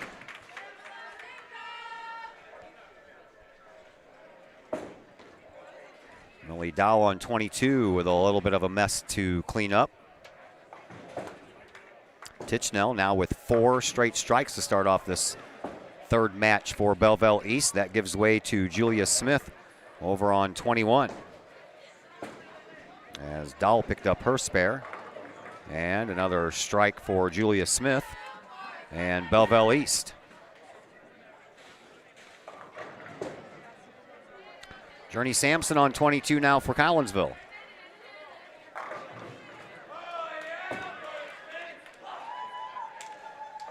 Nicely done. Ella Ben on 21. In the gutter. Those hurt.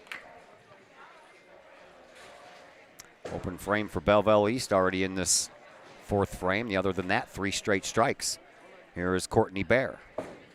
Courtney just picked up her 1st strike of this game. She had an open frame in the 2nd and the 1st, 1st and 2nd. So a little rough start for Courtney, and that's going to be even more of a head scratcher as the 7-10 split stares her in the face.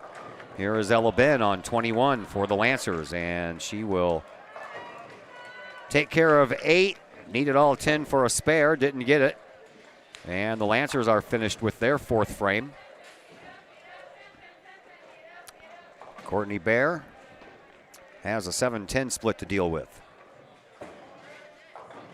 She'll take out the 7, leave the 10. That'll leave things up to Sophie Tottleben to end the 4th now. Before we switch lanes and start frame number 5.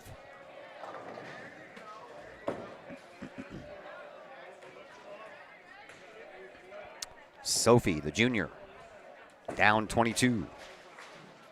That one has some speed and some power on it. Nicely done. 2nd strike in this 2nd game for Sophie Tottleben, and after 4 frames in the books, Collinsville 327, while Belleville East has 272.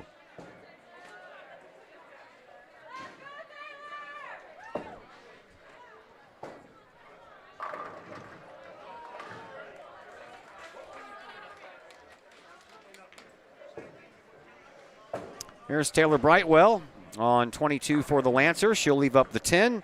Cassidy Stewart over on lane 21. And she'll leave up the 10. Mirroring each other over here again. They've been doing that a couple of times here tonight.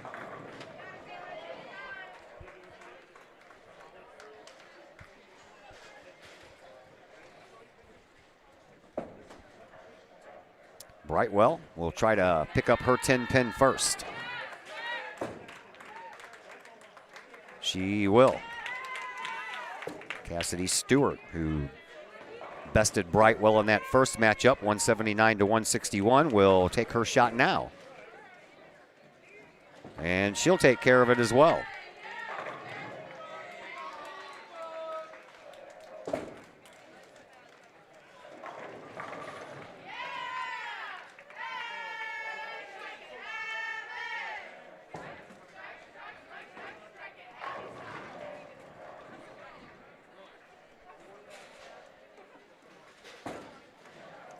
Here is Emily Dahl for Collinsville. Another 10 pin standing up. Man.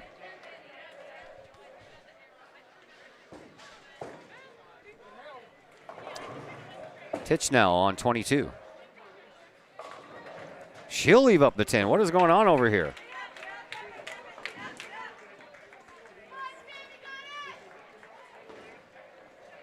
More instruction by the Collinsville coaches over on this varsity side for Emily Dahl.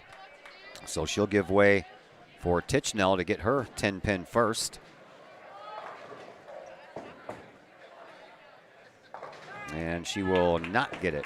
Right down the middle. If all 10 pins would have been out there, that might have been a strike. Here is Dahl on her try on 10. She'll throw it in the gutter. So neither one could pick up the 10 pin. Julia Smith on 22.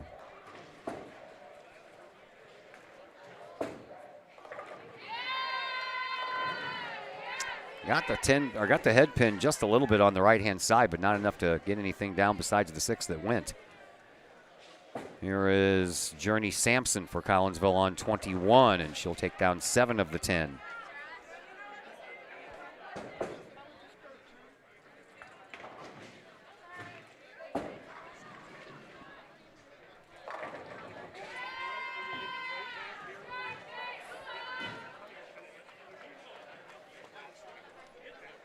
Smith on 22 for the Lancers.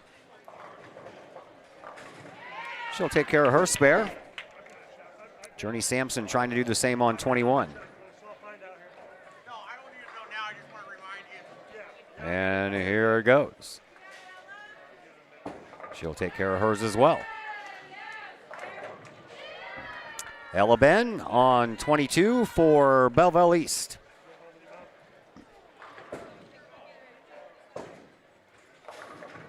Also barely got the head pin, but just leaves up 1. Here's Courtney Bear on 21 for Collinsville. Good job.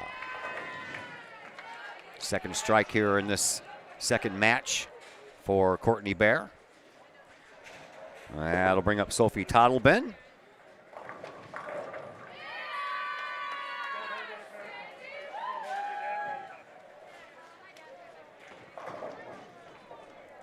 Tottleben will head over on 21 before Ben will try her 1 pin pickup over here on 22. And here is Sophie's throw on 21. Ooh, almost got the 10 pin to fall, but not quite.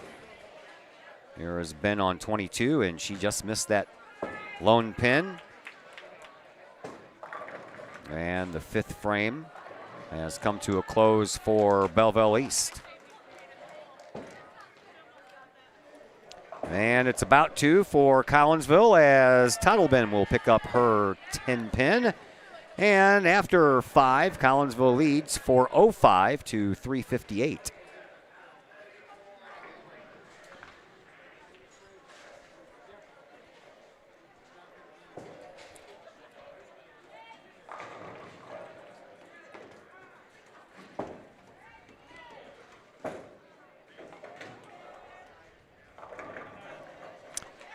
Brightwell on 21 picks up a strike. Here's Cassidy Stewart on 22. She will leave up that 10 pin.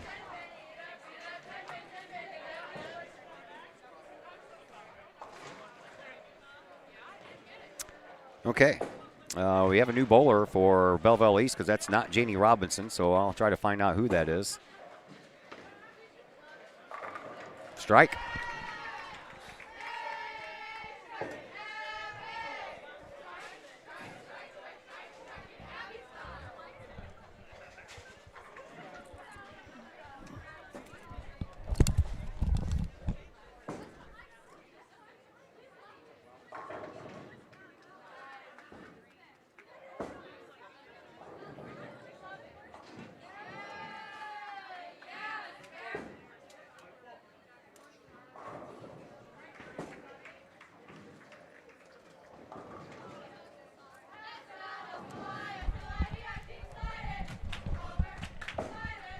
Abby Kester has taken the place of Janie Robinson.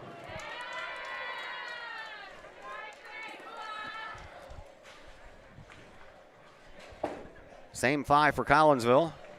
And here is Emily Dowell on 22 for the Lady Kahawks. She'll leave up 1. Sam Tichnell over on 21 has 4 left up she's trying to pick up. In the gutter.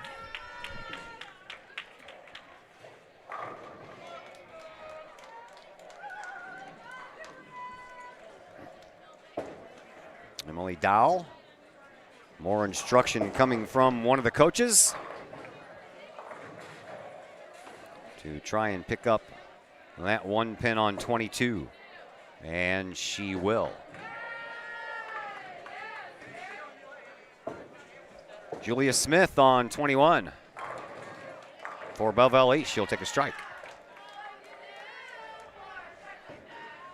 The old Klondike Bar theme song turned into a bowling chant. What would you do for a strike like that? Okay, fun of the old bowling alley. Missed there by Journey Sampson. Here is Ella Ben on 21 for Belleville East. She'll leave up the 6 and the 10. So the 10 has a little company this time. 10 pin has been a little lonely out there at times. More instruction by the coaches going on here for Collinsville.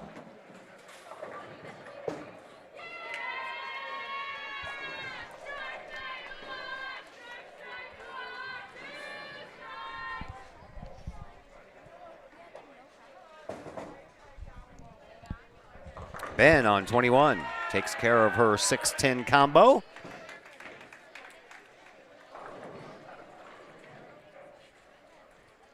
Here is Sampson trying to pick up her spare. She will not, despite the extra instruction. Courtney Bear will step up on 22 now for Collinsville as Bear and Tottleben will close out frame number 6. Belleville East has already completed the 6th frame.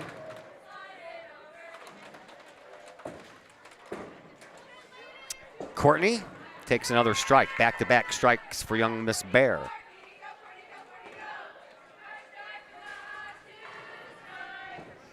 So that means it's up to Tottleben.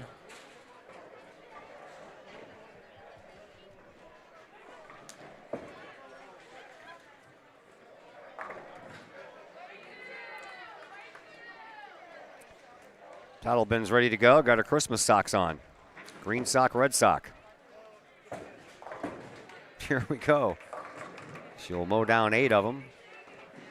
I believe she's got a reindeer on one sock and Santa Claus on the other. In the Christmas spirit, I tell you. Merry Christmas. Happy holidays to everyone. Hope everyone's doing all right here as we slide into mid-December. Hope your Christmas shopping is going well, if not already completed. I have like one more thing to get and I'm finished. Got to do it all early when you have these weeks when you have 4 games one week and 5 the next. Here is Tottleben on 22. She takes out 1 pin. She's got some wicked speed on that ball. After 6 frames in the books, Collinsville still up 485 to 434. We head to the 7th frame as we switch sides.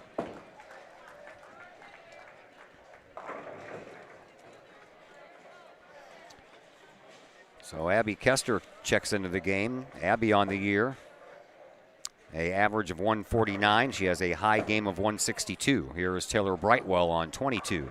She'll leave up the 10 pin. That's another common theme, just like the last time I was here covering the boys. Cassidy Stewart on 21. She almost left the 10 pin, but at the last moment, one of the 10 pin's best friends came over and helped it knock down. Yeah.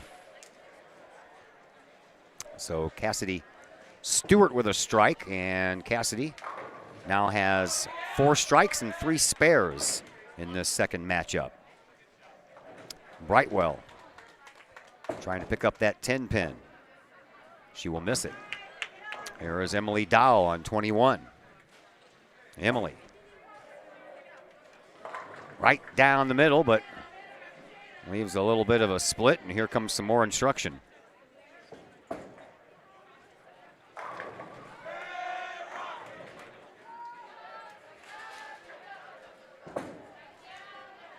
Abby Kester on 22 came in for Janie Robinson after, I think, the 2nd frame in this matchup.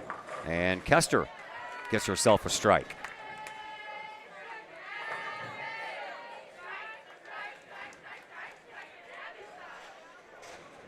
Instruction for Emily Dahl is over, so she will step up.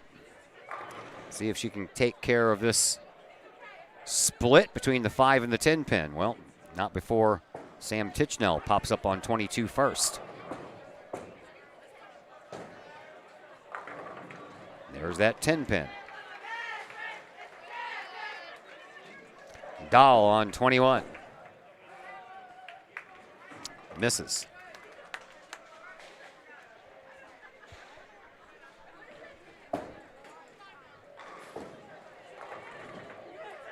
Tichnell on 22. Aiming for that 10 pin. And got it. Journey Sampson on 21 for Collinsville.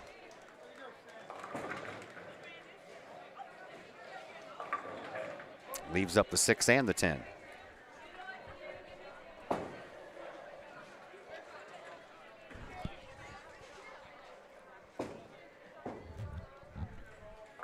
On 22, another strike for Belleville East and Julia Smith. While Sampson over on 21 trying to pick up her spare.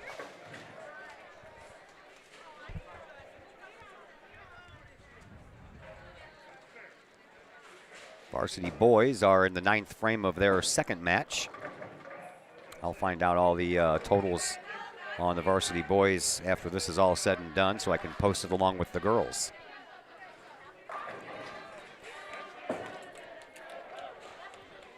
Journey Sampson on 21.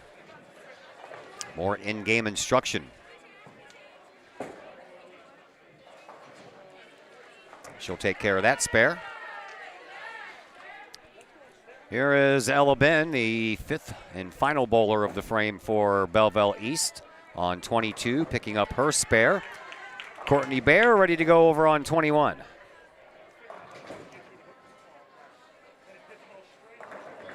She'll leave up the 4 and the 7.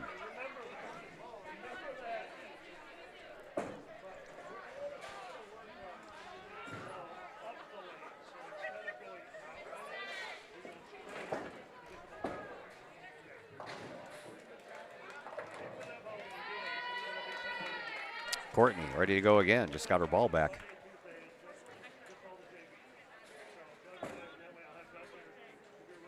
Four and the 7, down. Sophie Tottleben coming up to in frame number 7.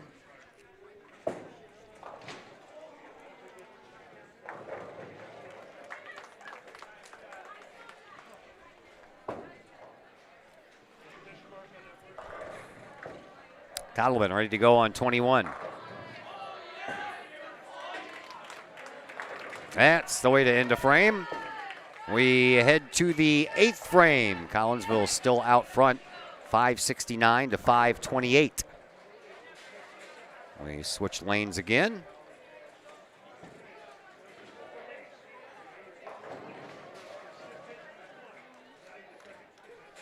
And Taylor Brightwell will get the 8th frame started on lane 21 for the Lancers. Brightwell leaves up the 4 and the 7 as well.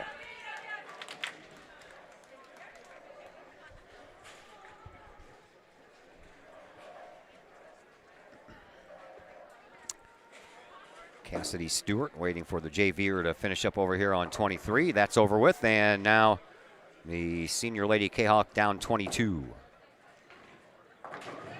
Curves that one in there, but leaves up a couple. Brightwell will have a crack at the 2 she left up on 21. Starts off on the right side, swings all the way over to the left side, but misses.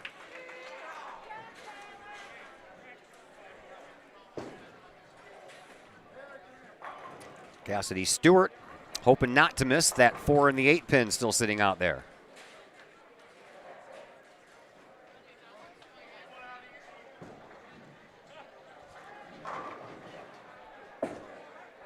Before she gets going, here is Abby Kester. Kester down 21. Picks up a strike. Now Stewart down 22. And she'll pick up both of them. JV girls, by the way, are just starting their 7th frame. Varsity in the 8th. Here is Sam Tichnell on 21 for Belleville East. Failed to hit the head pin. Emily Dowell on 22 for Collinsville.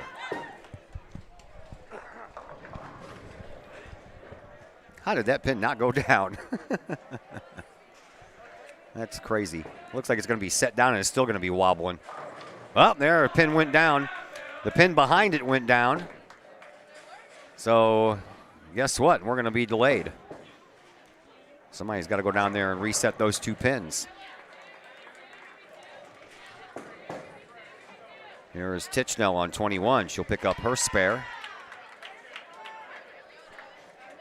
Maybe they're not going to clean it up. Right now, Emily Dow seems to be getting the bulk of the coach's instructions going on over here.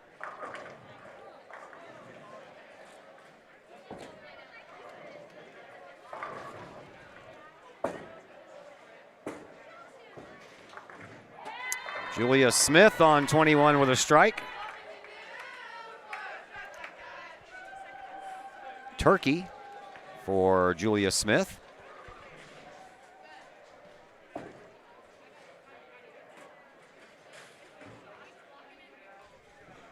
Ella Ben over on 21.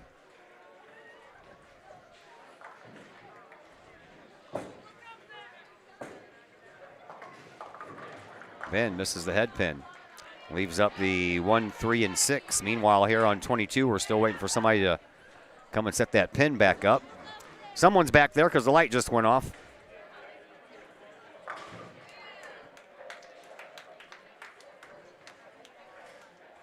There we go.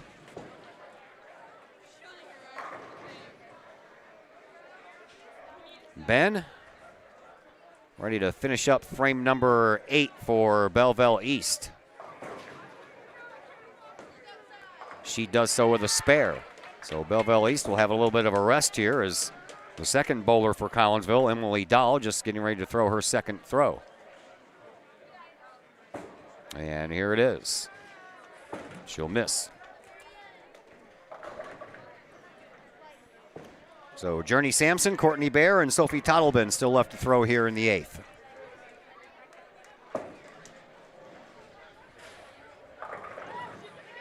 Here's Journey Sampson.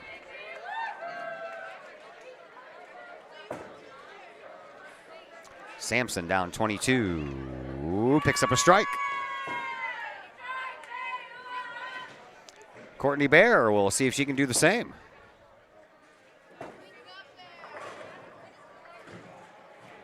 She has to wait for Cindy Freeman over here for Collinsville down 23.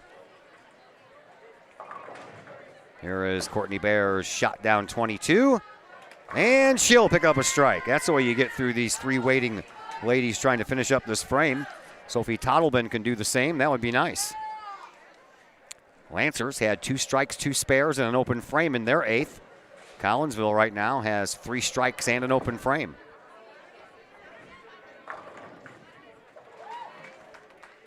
Tottleben looking for back-to-back strikes.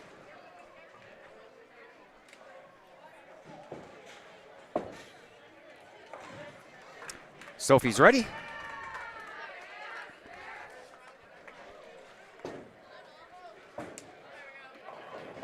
And just missed the head pin because she definitely had enough oomph on that ball to take them all down if she would have hit that head pin.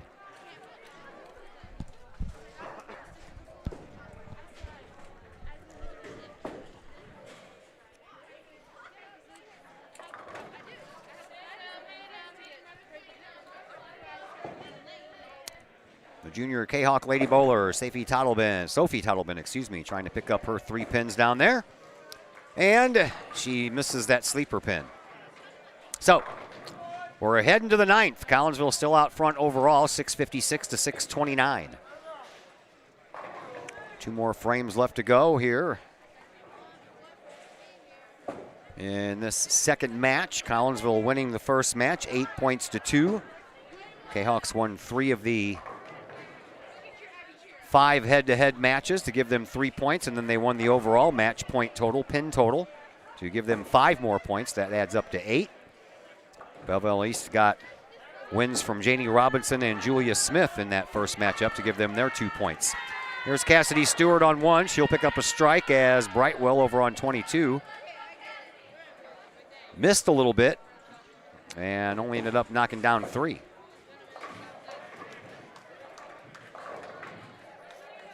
Brightwell on 22, ready to try to pick up her spare before Emily Dowell throws her first pin, or first ball, excuse me, down 21. I'll get it right here. It's a pin, not a ball that gets thrown down there. That would be really weird if it was backwards. Here is Dowell. Can you imagine having 10 heavy bowling balls sitting down there and you throw one pin down the lane, see if you can knock the bowling balls down? Yeah, I didn't think so. Sleeper over there for Dowell to deal with. Here is Abby Kester on 22 for Belleville East, and she will leave up 3.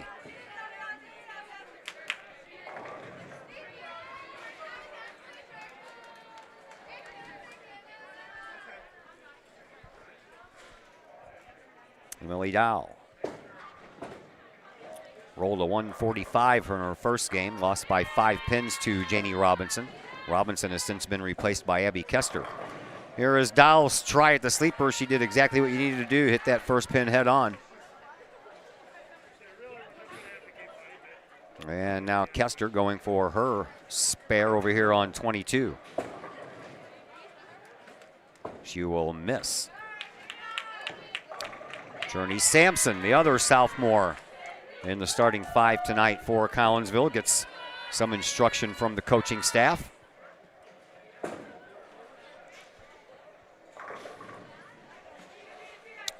Here is Sampson's throw down 21. Nice.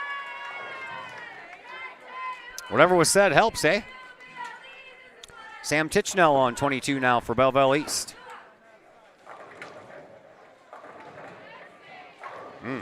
Left up that 4 pin. Courtney Bear over on 21 for Collinsville. Oh, left up that 10 pin. One of those pins was trying to slide across and hit it, but just stayed out front too much. Tichnell. 1 pin for her to pick up on lane 22.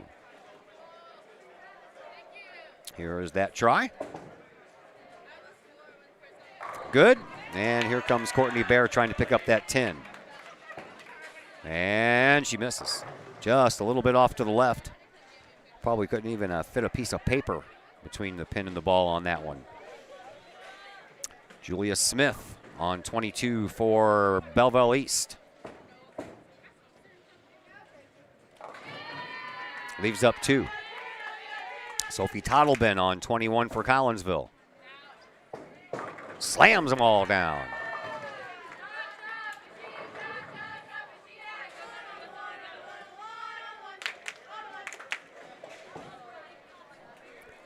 So Collinsville's 9th frame is over. 3 strikes, a spare, and an open in that particular set. Here is Julia Smith trying to pick up her spare on 22 for the Lancers. She does. So it'll bring us to Ella Ben. Ben will climb up here on 22. She'll be ready to go as soon as she gets up there. As the JVer is already finished. So here is Ella Ben, the sophomore anchor for Belleville East. Down 22 it goes. And the 7 pin wobbling, but it will not fall.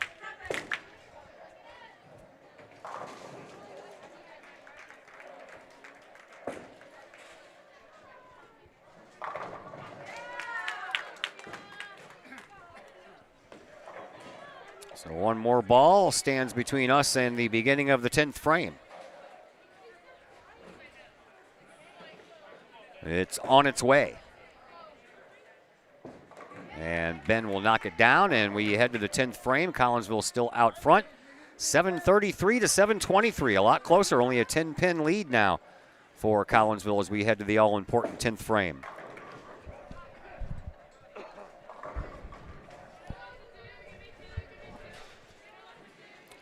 Just glancing up at the board right now, Collinsville trails in 2 of the 3 head-to-head matches. So here is Teller Brightwell. She picks up a strike to start off the 10th frame. So Cassidy Stewart needs to keep pace. Stewart has a pretty good head-to-head lead in this one, though. And she will leave up the 7. It's wobbling back there, but it won't fall. Stewart got the better of Brightwell in the first match, 179 to 161. Here is Brightwell. Her second throw on the 10th frame, and she will leave up 3 and try for a spare to end her second match. Cassidy Stewart trying to pick up the 7 pin to get an extra one coming her way.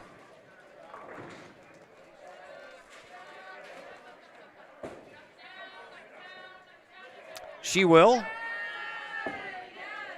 Brightwell ready for her last throw of this second match. Here it is. Nicely done. Brightwell will finish up with a 149.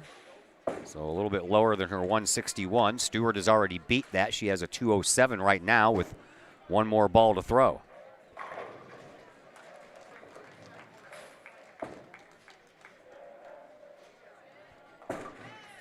Here is Abby Kester on 21.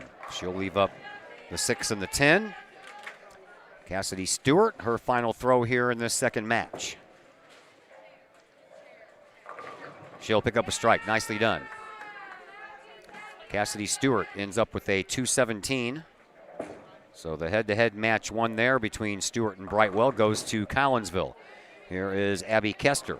Kester over on 21 trying to pick up a spare to throw one extra before this one's all said and done, and she will. Meanwhile, Emily Dahl steps up over here on 22 for Collinsville.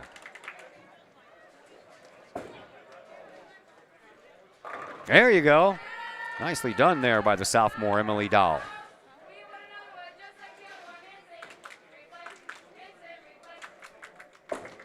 Kester, her final throw here in this second match.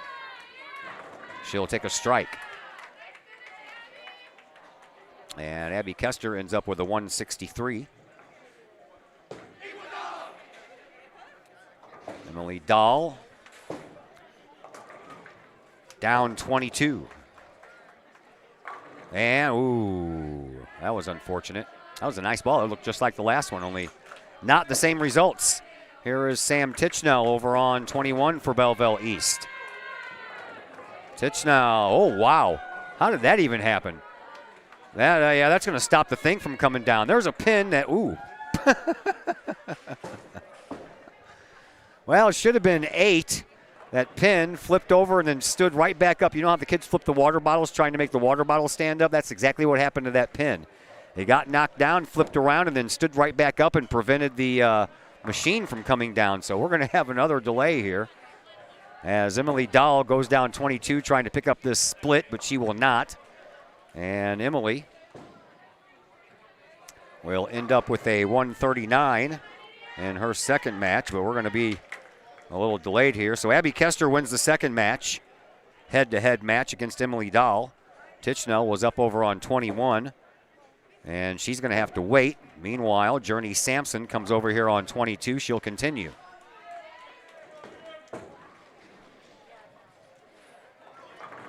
Ooh, almost got that strike.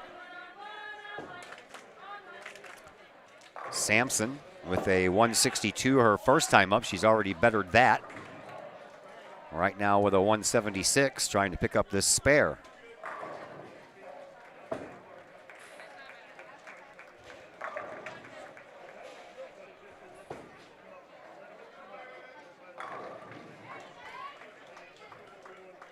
Journey Sampson has just the 8 pin standing in her way of a spare and one extra ball.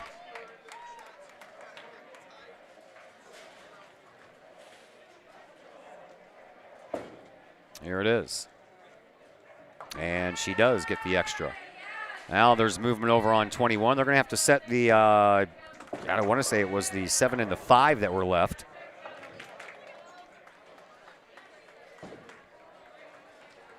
And they're going to have to change that 7 to an 8 because that pin did fall down. Right now the scoreboard still says 7. Journey Sampson still has one more ball. Well, they're going to leave that pin back there. I don't know. I guess, I don't know. Looks like right now they put the 2 and the 8 and the 7 back out there.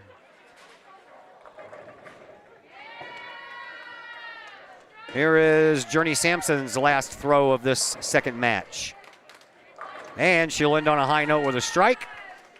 And Journey will end up with a 188. Bettered her first mark of 162. Now here is Tichnell trying to pick up that spare. She does, so she'll have an extra throw after all that weight. As Courtney Bear gets ready to step up on lane 22 for Collinsville.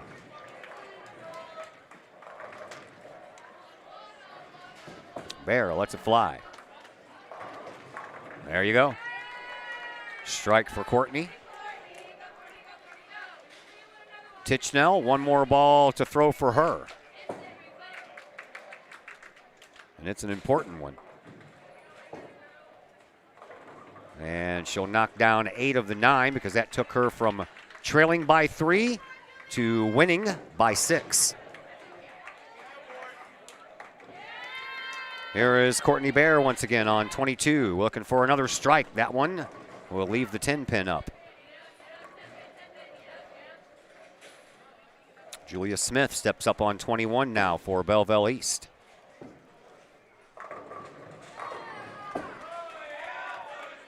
Here is Smith's throw down 21. Strike. And Courtney's last throw on 22. She picks up the spare. And Courtney will end up with 162, lower than her 202 that she got in the first match. Julia Smith has already bettered that 162, so Julia will win her second head-to-head matchup against Courtney Bear. Here is Smith's second throw in the 10th frame, and she'll leave up the 7 pin and have to settle for a spare to end up this second game. Meanwhile, Sophie Tottleben is ready to go on lane 22, I think. Nope, gonna let the JV Lancer go first.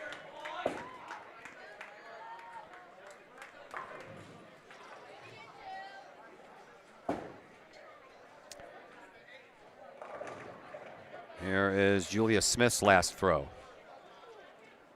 She'll miss that spare, and she will end up with that 194, but still, it betters Courtney Bear. So right now, Collinsville has trailed 3 head-to-head matches with the final one coming up here. Here is Sophie Tottleben down 22, and she will not get a strike because that ball never did break. Leaves up 5. Here's Ella Ben on 21. Ben picks up a strike. Tottleben coming in had a 155 to 118 lead, but that one didn't help. So we'll see how this one turns out.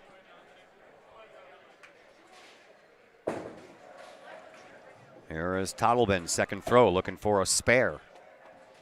She'll get it, and one more ball coming her way.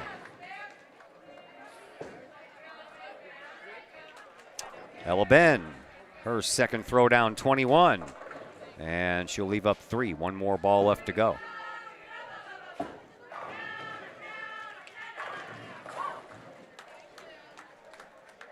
Tottleben, her final throw coming on 22.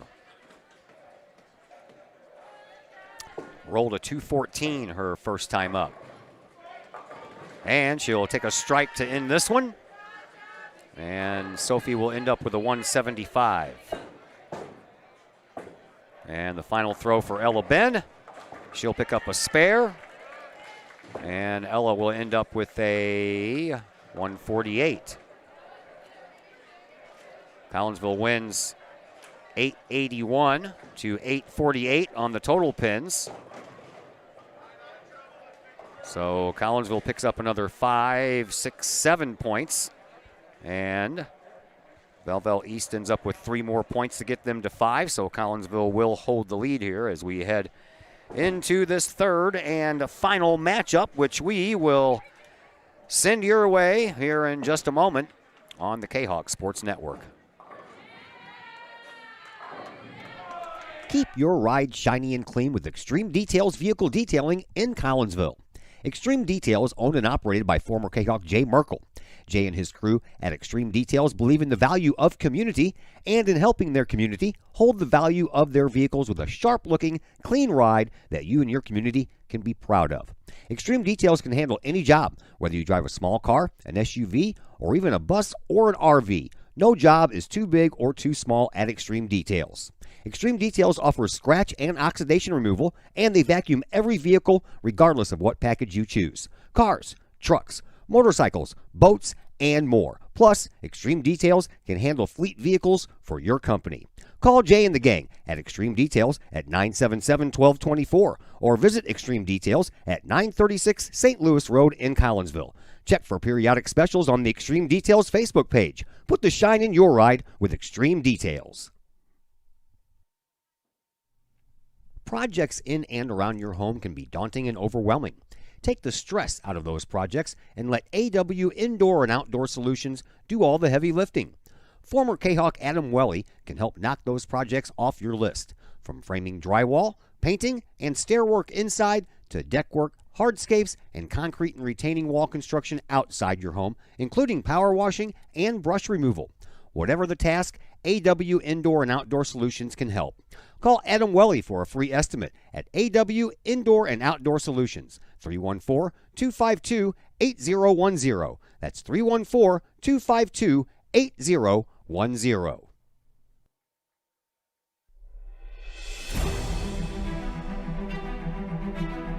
At Visionary Wealth Advisors, we empower you to see your future before it's your future,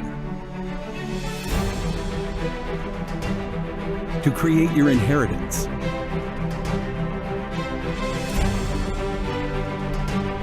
to build your vision, to anticipate the known and unknown, and to find potential in both, and build new dawns. Visionary Wealth Advisors. Visit Brad Keene with Visionary Wealth Advisors at his new Collinsville office located at 106 North Clinton, or call Brad at 618-467-8420. Having problems keeping your ride on the road? Roadman Automotive in Collinsville can help you keep your ride rolling. Roadman Automotive offers everything from diagnostic tests when that check engine light comes on to tune-ups, alignments, brake and suspension work, and more. Oil changes at Roadman Automotive start at just $35.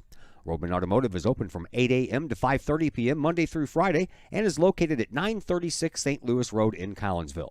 Check out the Roadman Automotive Facebook page for daily specials. Call Roadman Automotive at 618-223-1878, online at roadmanautomotivecollinsville.com. Roadman Automotive. Keep your ride on the road with Roadman Automotive. Calling all sports fans. Looking for a great place to watch the game with your crew? Look no further than the Lucky Fox Sports Bar in Caseyville. The Lucky Fox shows Collinsville Kahawk sports on the big screen, plus UFC fights, boxing, Cardinals and Blues, and all of the NFL games with the NFL ticket and enough TVs that you'll be sure to find the game you want. And the food? How about Taco Tuesdays, Wing Wednesdays, plus burgers, sandwiches, pizza, steak, and more, including great drink specials and the coldest brew in town. And don't forget to try your luck at the Lucky Fox Gaming Room. Dine in and catch a game, or order carry-out with the Lucky Fox. The Lucky Fox Sports Bar, 1101 Caseyville Road, right across the street from Kahawk Stadium. Open daily at 11 a.m. Check out the Lucky Fox Facebook page for daily specials. The Lucky Fox, 618-855-9500. I couldn't ask for a better agent, for a better company in a disaster where you have no idea where to start. I learned that there's not a given in life. It takes a team. There's people that are going to watch out for us and that care. It's been pretty stressful.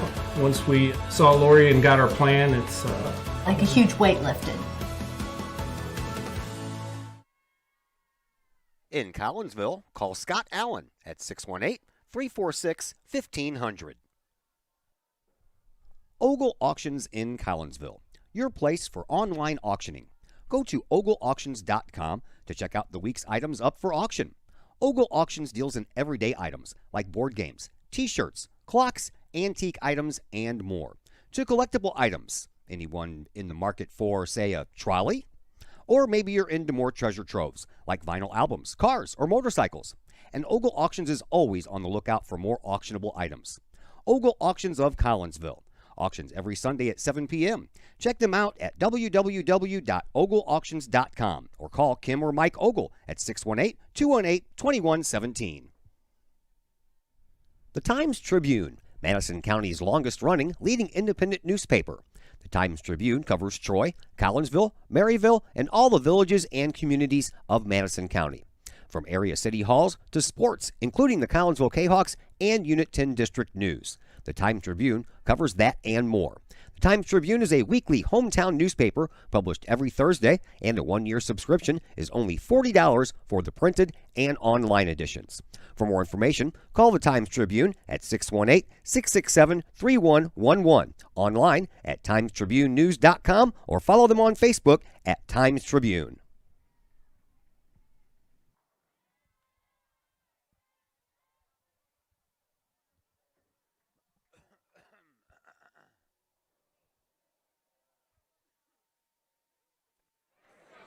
And once again, we welcome you back here to Camelot Bowl. Glad that you're with us. I am Todd Duke. It is 15-5 after 2 games are in the books. And what that means is that there's 10 total points available in each game. If you win all 5 head-to-head matches and you win the whole thing outright, then you get 10 points, and that's going to be the only way the Lancers are going to be able to come back and tie. We can end up with a 15-15 tie in bowling. But all Collinsville has to do is win one head-to-head matchup. Doesn't matter what they do with the rest of it, then the Kahawks will win the night. One more little break coming up for yours truly, and then I'll be back and we'll continue to talk about this third and final matchup. And we'll let you enjoy the ambient sounds of Camelot Bowl in the meantime here on the Kahawk Sports Network.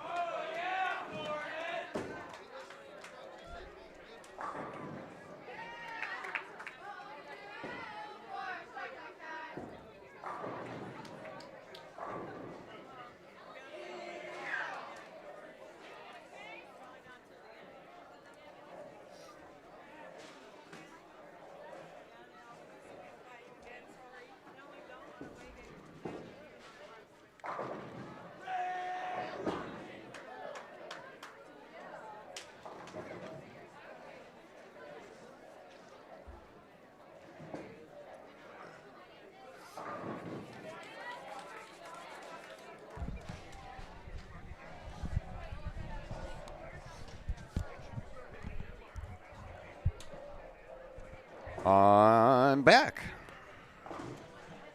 Did you miss me?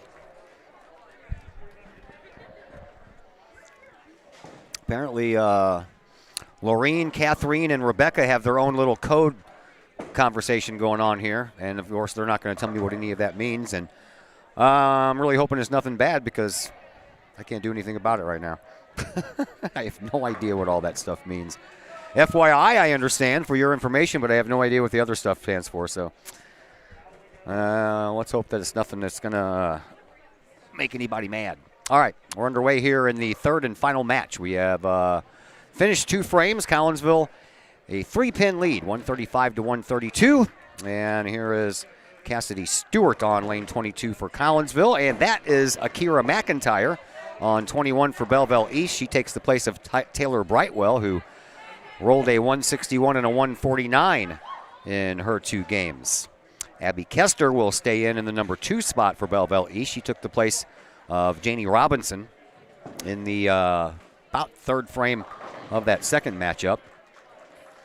And Belleville East, they need to win all 5 head-to-head matches, and of course they need to win the game outright to at least get a tie out of Collinsville tonight. Cassidy Stewart picks up her spare, and here is McIntyre on 21 doing the same thing with a few more pins. Tomorrow we're back at the McKendree Recplex in O'Fallon for a little ice hockey action for you. Collinsville taking on the first place team in Freeburg-Waterloo. The Raging Bulldogs have a 2-point lead over Belleville, and they have a 7-point lead over Collinsville. Collinsville right now sits in 5th place in the Mississippi Valley Conference standings. And that pin ended up going down because of the machine, so we're going to have another delay over on 21 for a pin reset. I believe that was I don't know what pin it was. Meanwhile,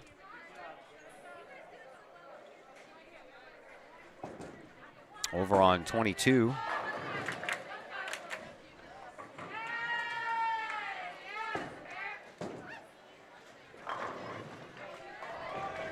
that did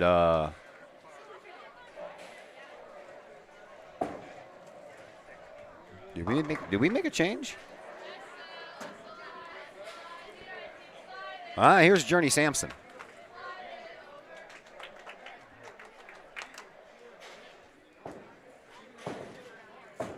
Journey on lane 22. Turkey to start off for Journey Sampson.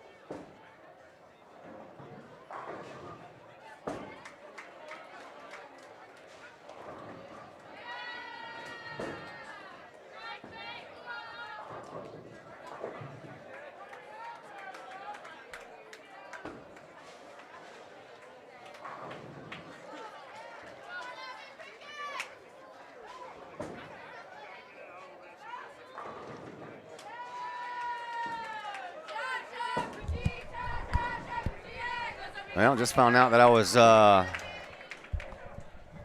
given the wrong information here.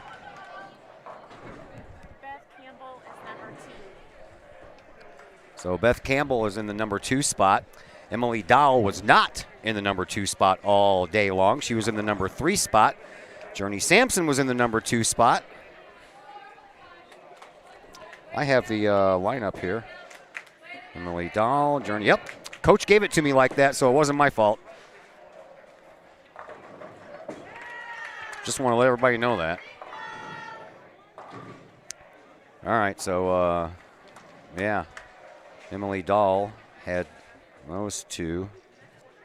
And this was Journey Sampson.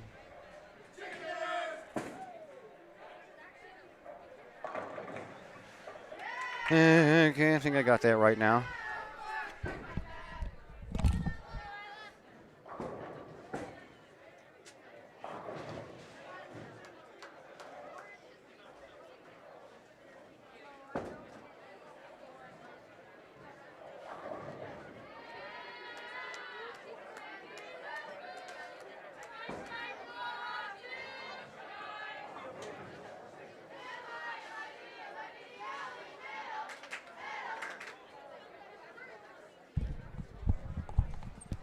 All right, yeah. So just conferring with the girls' assistant coach over here that it was not my fault.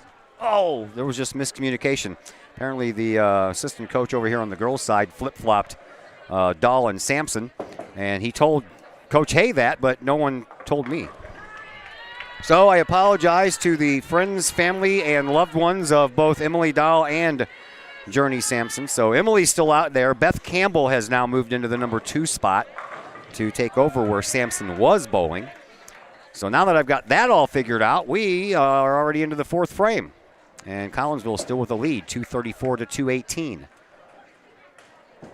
Here is Erika McIntyre. And McIntyre almost threw that one in the gutter, but that one stayed up just enough to get 3 pins. Here's Cassidy Stewart on 21 for Collinsville. And she'll leave up 1 pin. Now that I've got all that straightened out, nothing like having your own team wrong and the opposing team right. Worst things have happened in the world of broadcasting in my 25-plus years in doing the broadcasting business. The last 10-plus, including this year, as the Kahok Sports Network play-by-play guy. The other years were all in the actual radio business. Long before this whole streaming thing became popular, I worked in various small towns all over the Midwest and beyond. Abby Kester takes care of 6, leaves up 4. And here is Beth Campbell over on 21.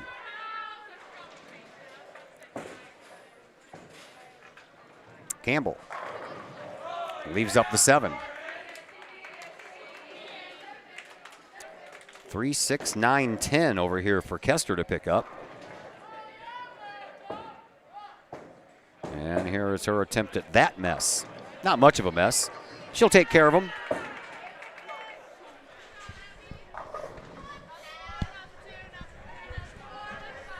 And Beth Campbell over on 21.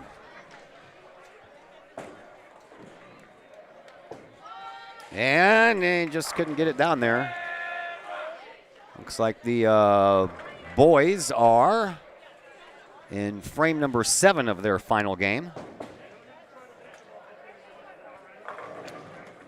There is Sam Tichnell. And now the real Emily Dahl. Please stand up. Tichnell on 22, trying to pick up that 10 pin. She will miss.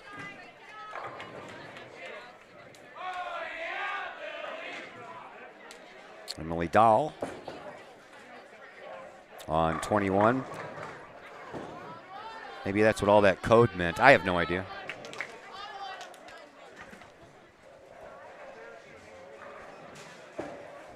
Now all of a sudden it's not there anymore. I'm not even going to worry about it. Here is Julia Smith. She'll take care of 7. Emily Dahl on 21, still trying to pick up that 6-10. I think she's waiting for the ball to come back.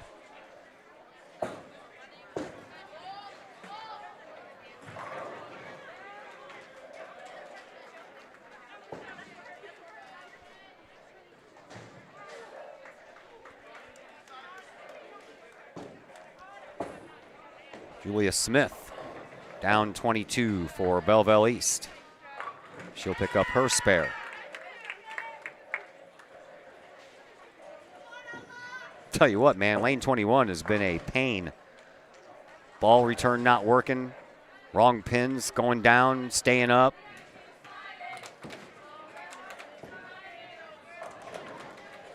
Ella Ben, the anchor bowler of the 5 for Belleville East, down 22. She'll leave up also the 6-10 pin. That is what Emily Dahl is waiting to get down over on 21 if she could ever get her ball back.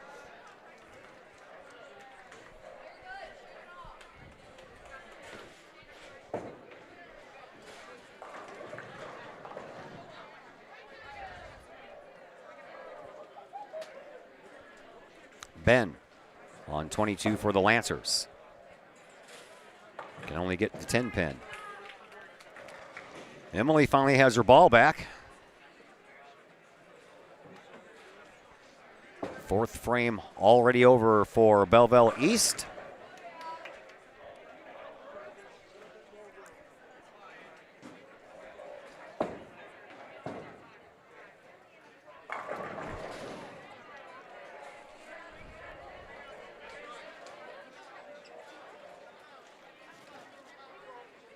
Now Dahl is ready. And here comes her attempt at the 6-10. And that one's going in the gutter.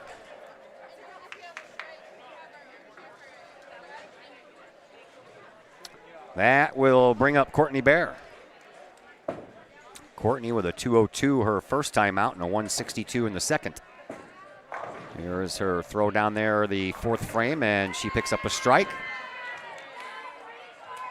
And that's 3 strikes out of the 4 frames here in this 3rd matchup, so that'll bring it up to Sophie Tottleben.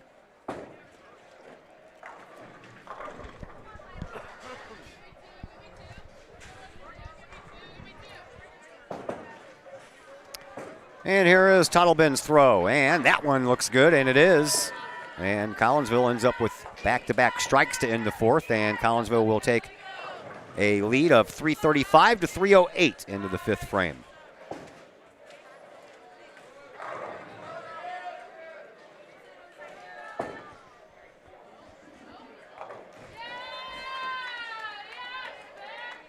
Here is Akira McIntyre on 21 for Belleville East.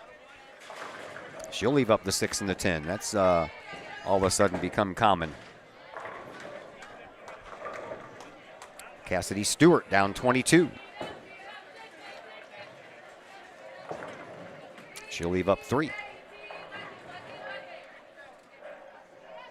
McIntyre trying to pick up her spare on 21 for the Lancers.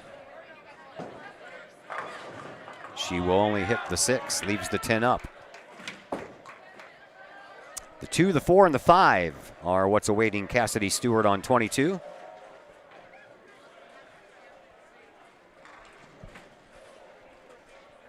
Here is that attempt.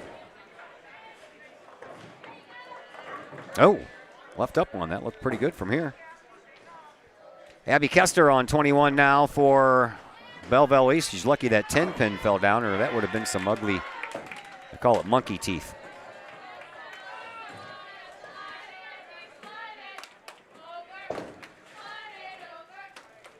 For Collinsville, Beth Campbell on 22. Leaves up that 7 pin.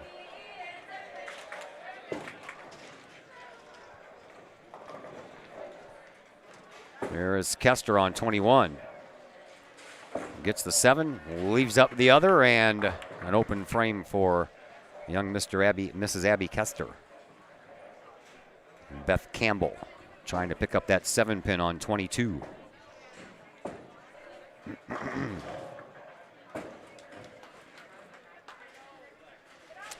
Oh, man. It touched it, but it didn't touch it enough to knock it down. It wobbled. It's like a Weebles wobble. I just dated myself there. Weebles wobble, but they won't fall down. Ask your parents about that, kids. Sleeper over there on 21 for Sam Tichnell. 3 in the 9 pin. 3 pin up front, 9 pin right behind.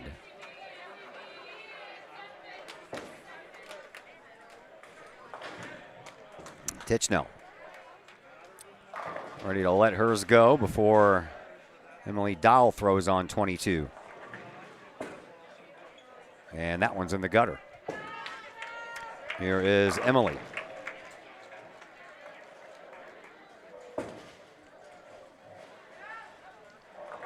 And that's a strike. Julia Smith on 21 for Belleville East.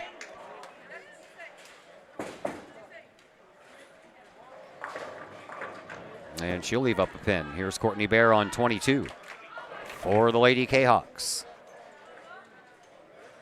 She'll leave up the 10. JV girls are also about the same spot in the 5th frame as the varsity girls are, so these two teams will probably finish up around the same time.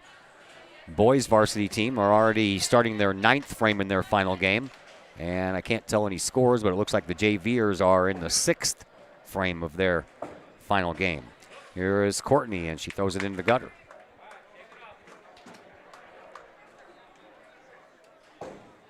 Julia Smith trying to pick up her 1 pin.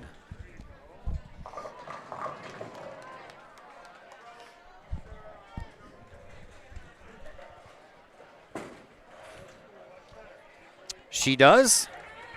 And Sophie Tottleben steps up over on 22.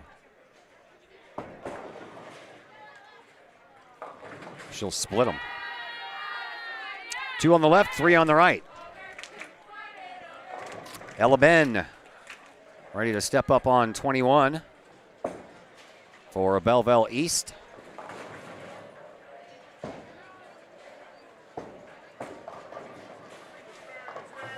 And she'll leave up the 4 and the 7. Here is Tottleben's try at that mess, and she will pick up the 3 on the left, or the right, leave the 2 up on the left. Same 2 that Emily Ben has to go for over here, the 4 and the 7 on 21.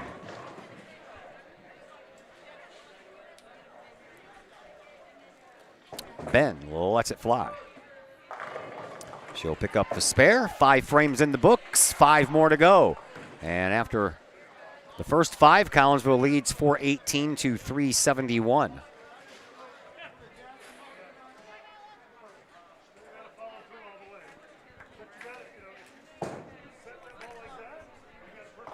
So we'll switch sides.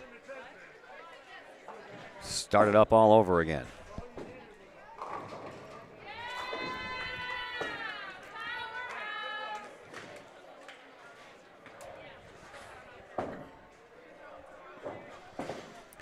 Here's Cassidy Stewart on 21. She'll take a strike.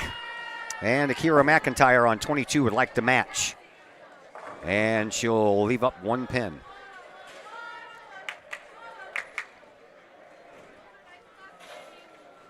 So Beth Campbell up on 21 for Collinsville.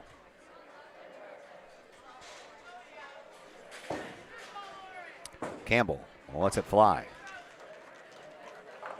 And a strike for Campbell. Back-to-back team strikes to start off the 6th. McIntyre misses her spare. Now Emily Dahl on 21 for Collinsville. Looking for a team turkey.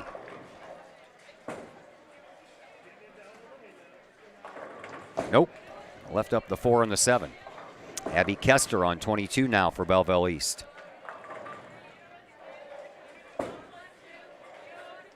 She has on the RoboCop wrist protector as well. Leaves up 3. All these newfangled things going on here in bowling world. Matter of fact, there's a bunch of girls around here who have those same things on. A little shiny metal on the backside. Kester will go for, nope, never mind. Dahl will try hers first on 21. Kester didn't like the ball that she had. Here is Dahl. She'll miss. Here's Kester. She'll leave up the 10 pin. So a couple open frames by both teams there. Here's Courtney Bear on 21 for the Lady Kahawks. Courtney will pick up another strike.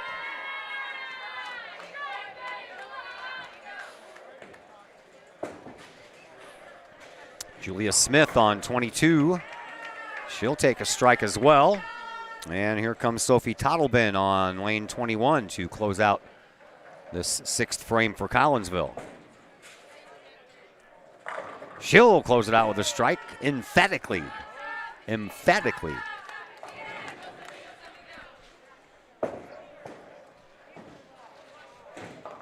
Tichnell picked up a strike. Here is Julia Smith. She'll pick up a strike. So Ella Ben with the pressure on her to do the same. Trying for a team turkey to close out this 6th frame.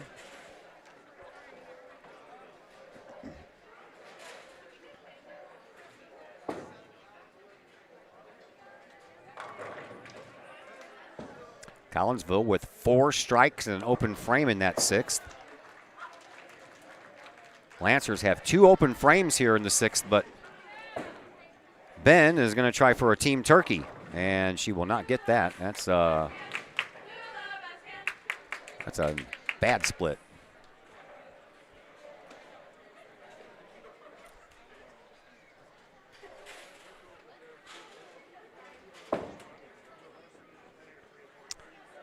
Ben has the 4-7-6-10 split going on here.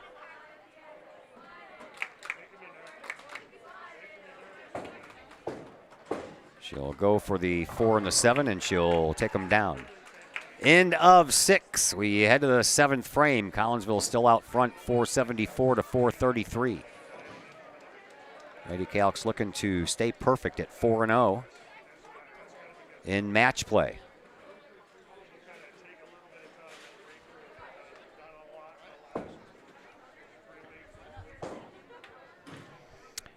Here is Akira McIntyre on 21.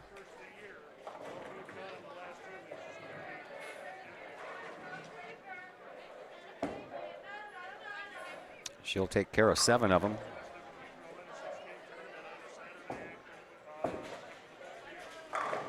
And Cassidy Smith on 22 leaves up the 7.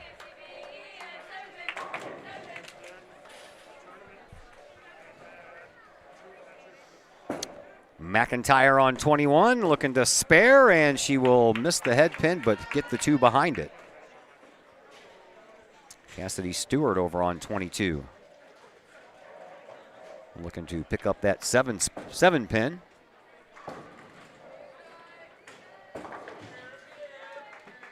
She'll get it. Abby Kester on 21 for the Lancers.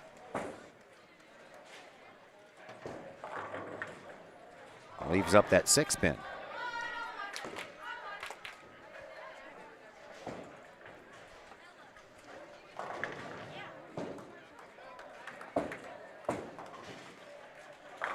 There's Beth Campbell on 22, and that one looked like it hit the right spot, but left a split for herself as well. Abby Kester trying to pick up that 6 pin.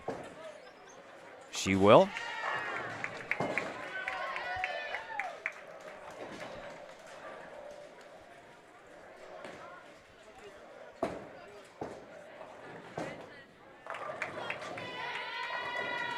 Sam Tichnell over on 21 now for Belleville East.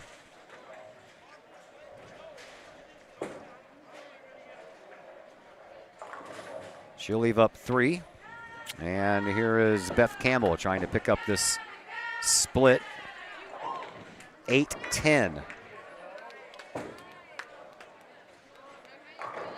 She'll take out the 8. Tichnell over on 21 trying to pick up her spare.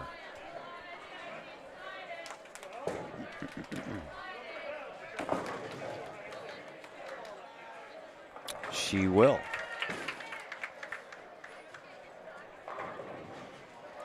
Emily Dow for Collinsville on 22. Right down the middle, and then it darts off to the left, but still hits the head pin with enough force to knock them all down. Julia Smith on 21 for Belleville East. Right down the middle, leaves up the 6 pin. Courtney Bear on 22. Courtney's throw. All right, into the head pin, leaves the 10 pin standing.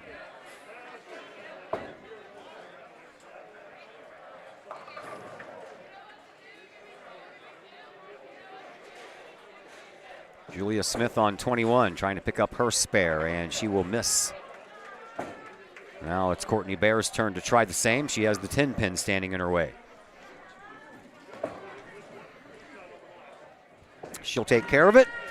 And the final two bowlers for each team here in the 7th. Coming up, here is Ella Ben first for Belleville East on 21. She'll leave a split. And now Sophie Tottleben on 22. Has some force behind her throws. There, look at that, man. That girl's got some miles per hour on that ball. So the Kahawks pick up a couple more strikes here in this frame. The 6 and the 7 pin is what Ella Ben has to deal with over here on 21. And she will kick it just right, but man, it just did not slide over to hit that 7 pin. That was a nice try. After 7 frames in the books, Collinsville, they have a 63 pin lead, 562 to 499. We switch sides, start the 8th frame with Akira McIntyre on 22 for the Lancers.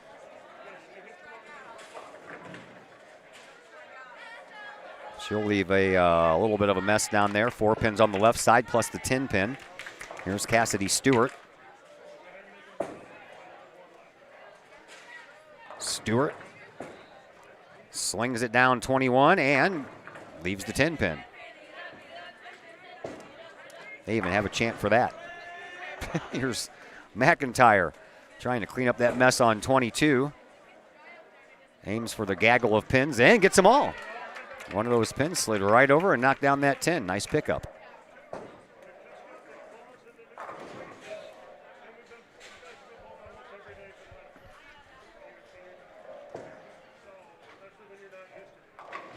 Stewart going for that 10 pin on 21. She'll hit it.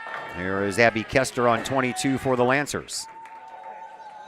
Kester right down the middle and takes care of all of them. Beth Campbell ready to step up on 21 for Collinsville.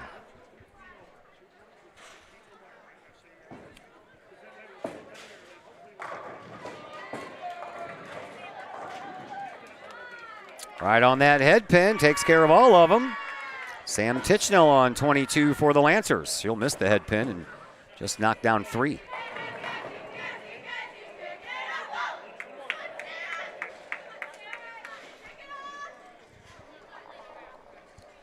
Emily Dow.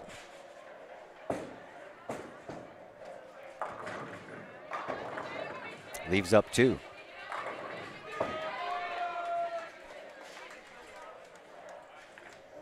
Tichnell over here on 22 has 7 pins to try to clean up. And she'll miss the head pin.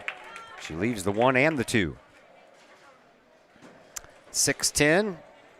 Waiting for Dahl over on 21.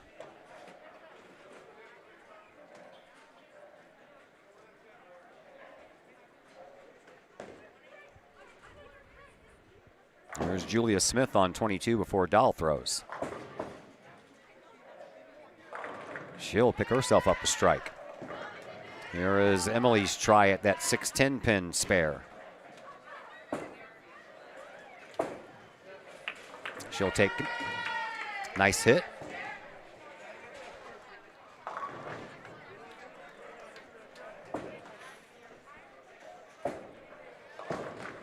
Here is Ella Ben, and she'll take a strike. And the Lancers close out with back-to-back strikes, 3 strikes in that 8th frame. Here's Courtney Bear over on 21.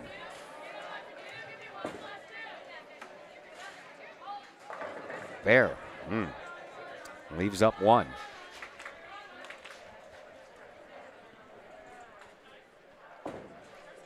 Boys on the varsity side, looks like they are down to their final bowler on each side. We'll try to get the scores of that one while we're on commercial break in the pregame show or postgame show. Here's Bear on 21 trying to pick up her spare, and she will. And now we await Sophie Tottleben to come up to finish out frame number 8.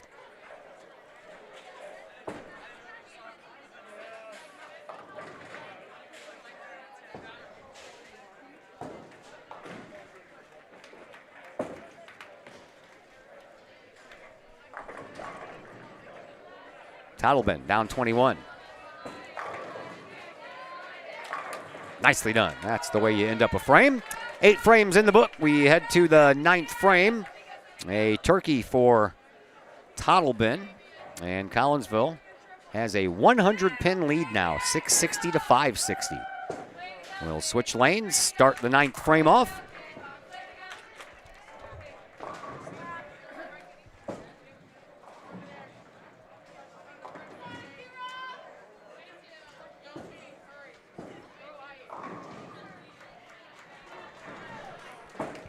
Here is Akira McIntyre. McIntyre leaves a small split. Cassidy Stewart down 22.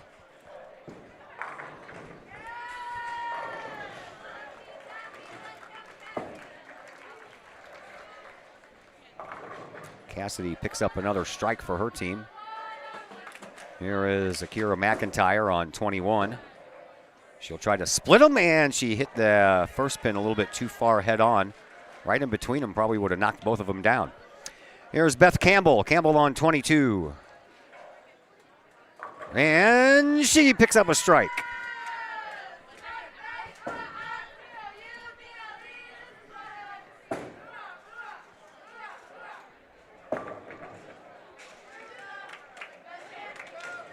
Why are you guys all in here typing and then retracting your messages?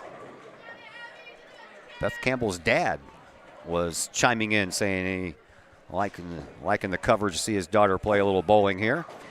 Here on lane 22 is Emily Dow, and she'll pick up a strike as well. And I still got the whole initial thing going on there with some of these people. I don't know. Here's Kester with a 7-10 split. She'll take out the 10.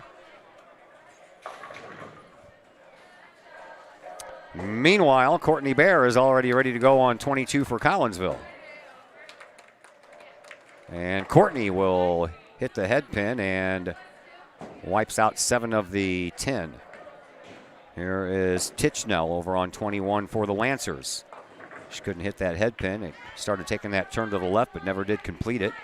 She'll leave up 4. Here is Courtney Bear on 22, trying to take care of this 3-6-10 combination. And she will. Tichnell, she's next. Has a 1-2-8 and then the 10 over in the right corner.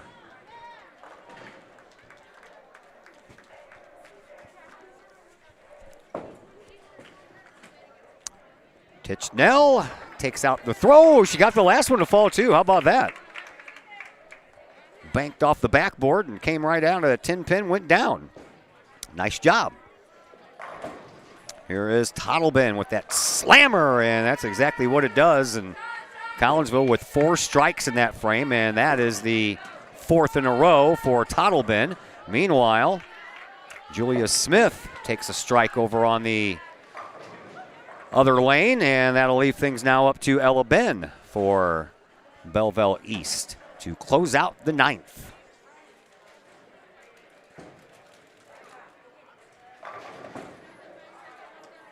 Ben. 4-7 on the left, 10 on the right. Tough way to end the 9th as you look for momentum heading into the 10th.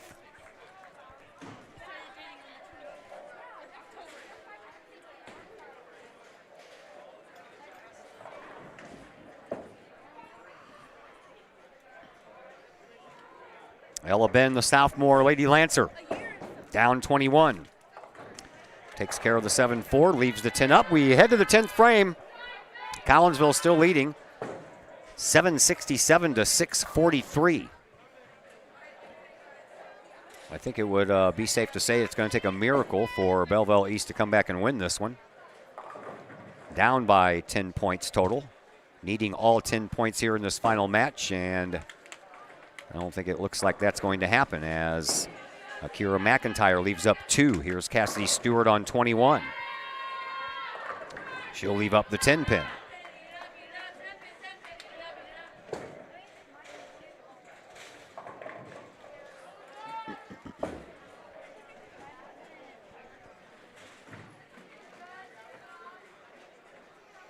Akira McIntyre trying to clean up her spare to get one extra throw here in the 10th. And she will. Cassidy Stewart trying to peg off that 10 pin.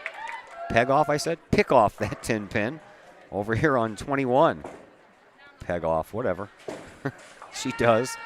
She'll have an extra throw. McIntyre will throw her last one down here. And McIntyre has no chance to catch Stewart. But she'll give it a try, and McIntyre will get 8 of the 10 that are up there, and McIntyre's only game will net her a 119. Before Stewart even throws this next ball, she already has a 174. So Collinsville will win the night just by virtue of that head-to-head matchup being won by Cassidy Stewart. Although Collinsville still has a 100 pin advantage in the total game itself, so it was probably not in doubt anyway. And Stewart will end up with a strike, and Cassidy will end up with a 184, and she won all 3 of her head-to-head matchups.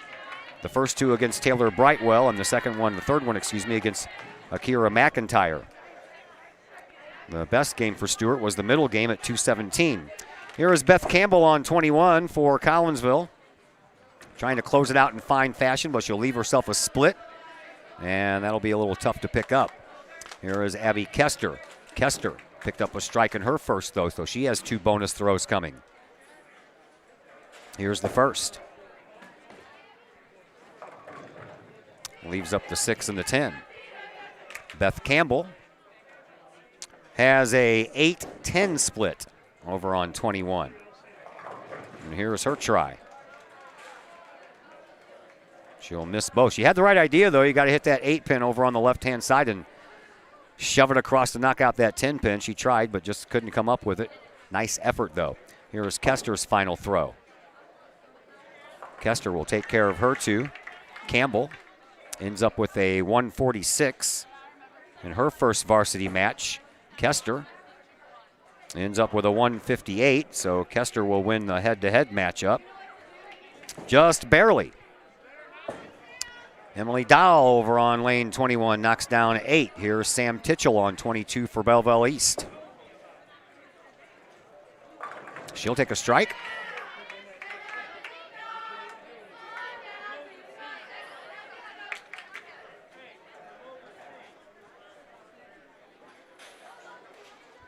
Dahl on 21. Needs a spare, but she's not. Oh, wow, that stayed up. I can't believe that stayed up. I thought it was going to fall in the gutter and still didn't get the 1 pin that she needed. So Emily Dahl's night comes to an end. A 178. And here is Titchell, and she'll leave a split. Courtney Bear on 21.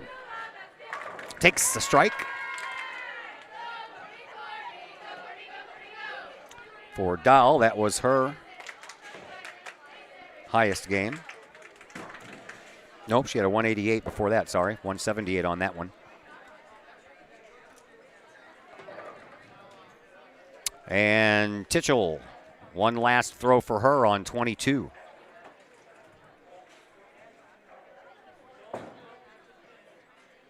Titchell will knock out 1. Here's Courtney Bear, her second throw in the 10th. And she'll have her final throw, trying to knock down the 6 and the 10. For Titchell, she ended up with a 152. That was the same she had in the first, so her middle game of 194 was her best. Here's Julia Smith. She'll take a strike. Courtney Bear will pick up a spare to end her night. So Emily Dowell wins the head-to-head matchup against Titchell. Courtney Bear ends up with a 193 in her final game. She's up against Julia Smith head-to-head. And Julia right now with 2 more to throw already has a 194.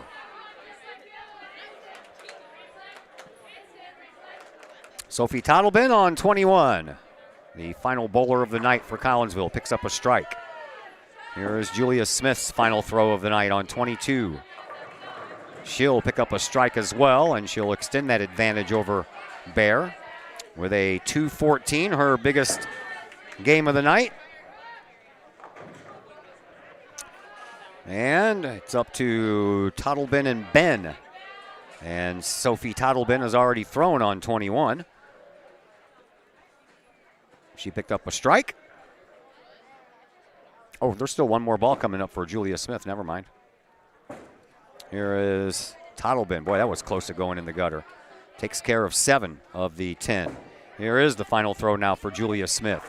She'll end up with another strike, and Julia Smith will end up with a 224.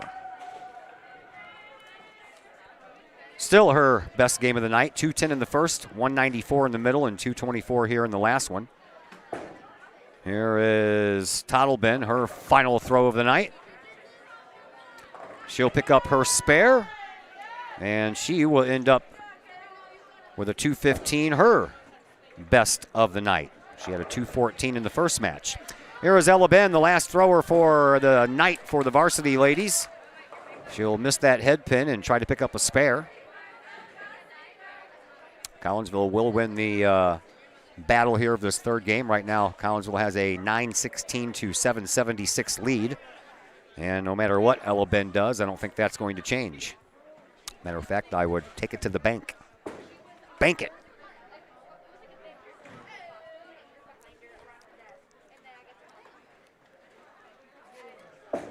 Ella Ben.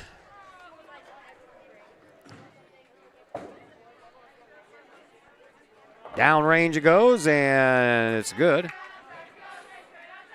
And one more throw coming, and this night will come to a close for the Lady Kahok varsity team. Boys are already done, both JV and varsity. And the JV girls have 2 more bowlers left before they're finished up. One more throw coming for Ella Ben, down 22.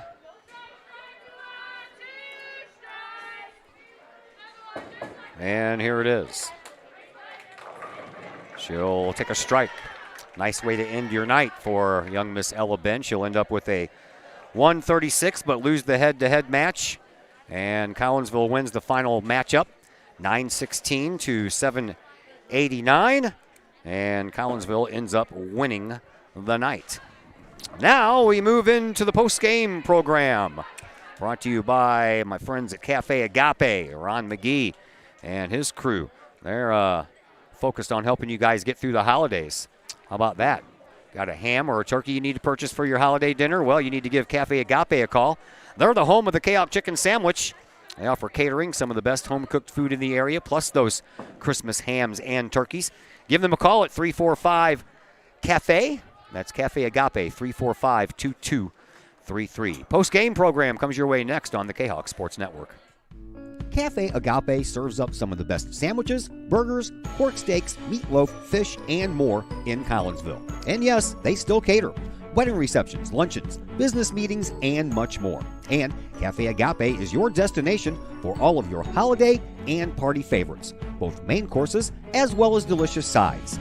Cafe Agape in Collinsville is the only place to pick up a Kahok sandwich or dog and the new Flamin' Kahok sandwich. Cafe Agape. Check them out at 703 St. Louis Road. Give them a call at 345-CAFE. That's 345-2233. And don't forget to tell them Stewie sent you. Plumbing or electrical problems? Is your AC or heater on the fritz? There are dozens of companies out there, but do you really know who you're letting in your home? Trust Tiger. Our technicians are clean-cut, drug-free, and background checked. What other company can make this bold statement? Our 24-hour emergency service will ensure your plumbing, heating, AC, and electric are up and running no matter what time of day it is. Schedule your appointment today. Tiger Plumbing, Heating, Air Conditioning, and Electrical Services. We earn our stripes every day. Pack Mail of Collinsville, locally owned and operated by Ryan Combs. Pack Mail can ship anything, anywhere. They treat you like a neighbor because, well, you are a neighbor. Pack Mail offers shipping materials and containers, private mailboxes, as well as climate-controlled self-storage. Visit Pack Mail at 407 Beltline Road in Collinsville. Online, WeShipStLouis.com or call Pack Mail at 346-4884. The Collinsville Education Association is a proud supporter of KahokSports.com and the Kahok Sports Network. The CEA is your partner as they work to ensure quality education for our children. The CEA advocates excellence and equity in public education and represent over 400 educators in 11 schools in both Madison and St. Clair counties. For more information, you can visit the Collinsville Education Association's Facebook page or the CEA's website at collinsvillecea.org.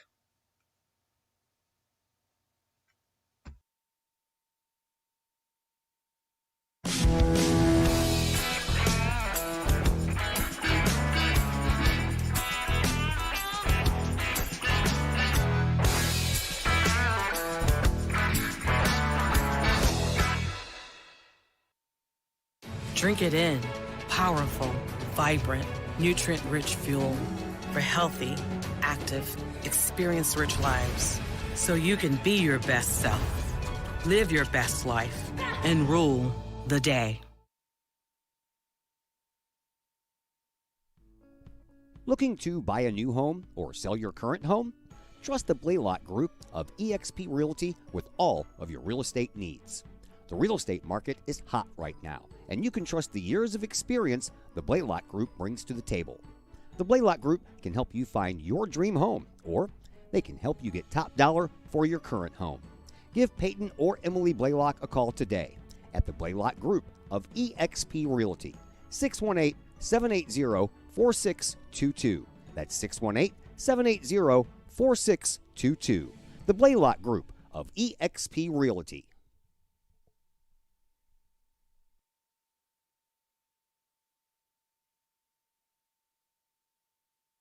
Got vinyl? Rich's Record Emporium on Main Street in Collinsville can take care of all of your vinyl needs and more.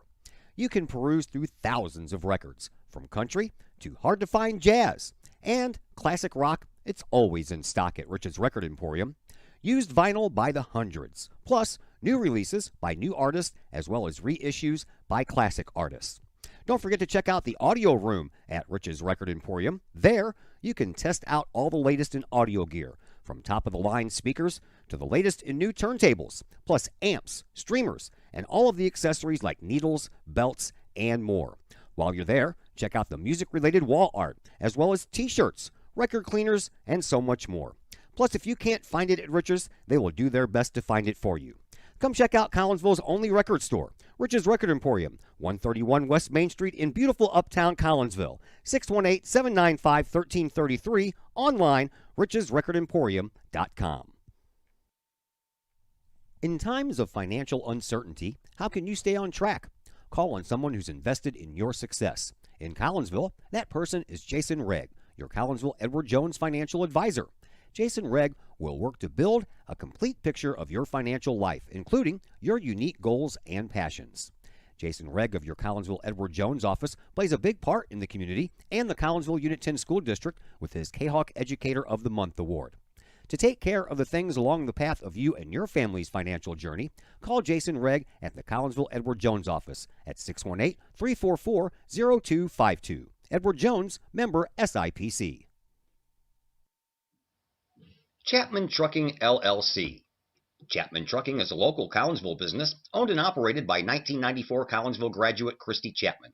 With over 10 years of experience, Chapman Trucking, LLC can take care of all of the heavy lifting when it comes to hauling aggregate materials such as sand, driveway rock, dirt, boulders, and more. That includes getting your heavy work equipment to your work site where it needs to be. Give Christy a call for a free estimate at Chapman Trucking, LLC, 618-960-9346 or online at chapmantruckingllc.net. Cafe Agape serves up some of the best sandwiches, burgers, pork steaks, meatloaf, fish, and more in Collinsville. And yes, they still cater. Wedding receptions, luncheons, business meetings, and much more. And Cafe Agape is your destination for all of your holiday and party favorites, both main courses as well as delicious sides. Cafe Agape in Collinsville is the only place to pick up a Kahok sandwich or dog and the new Flamin' Kahok sandwich. Cafe Agape, check them out at 703 St. Louis Road. Give them a call at 345-CAFE. That's 345-2233. And don't forget to tell them Stewie sent you.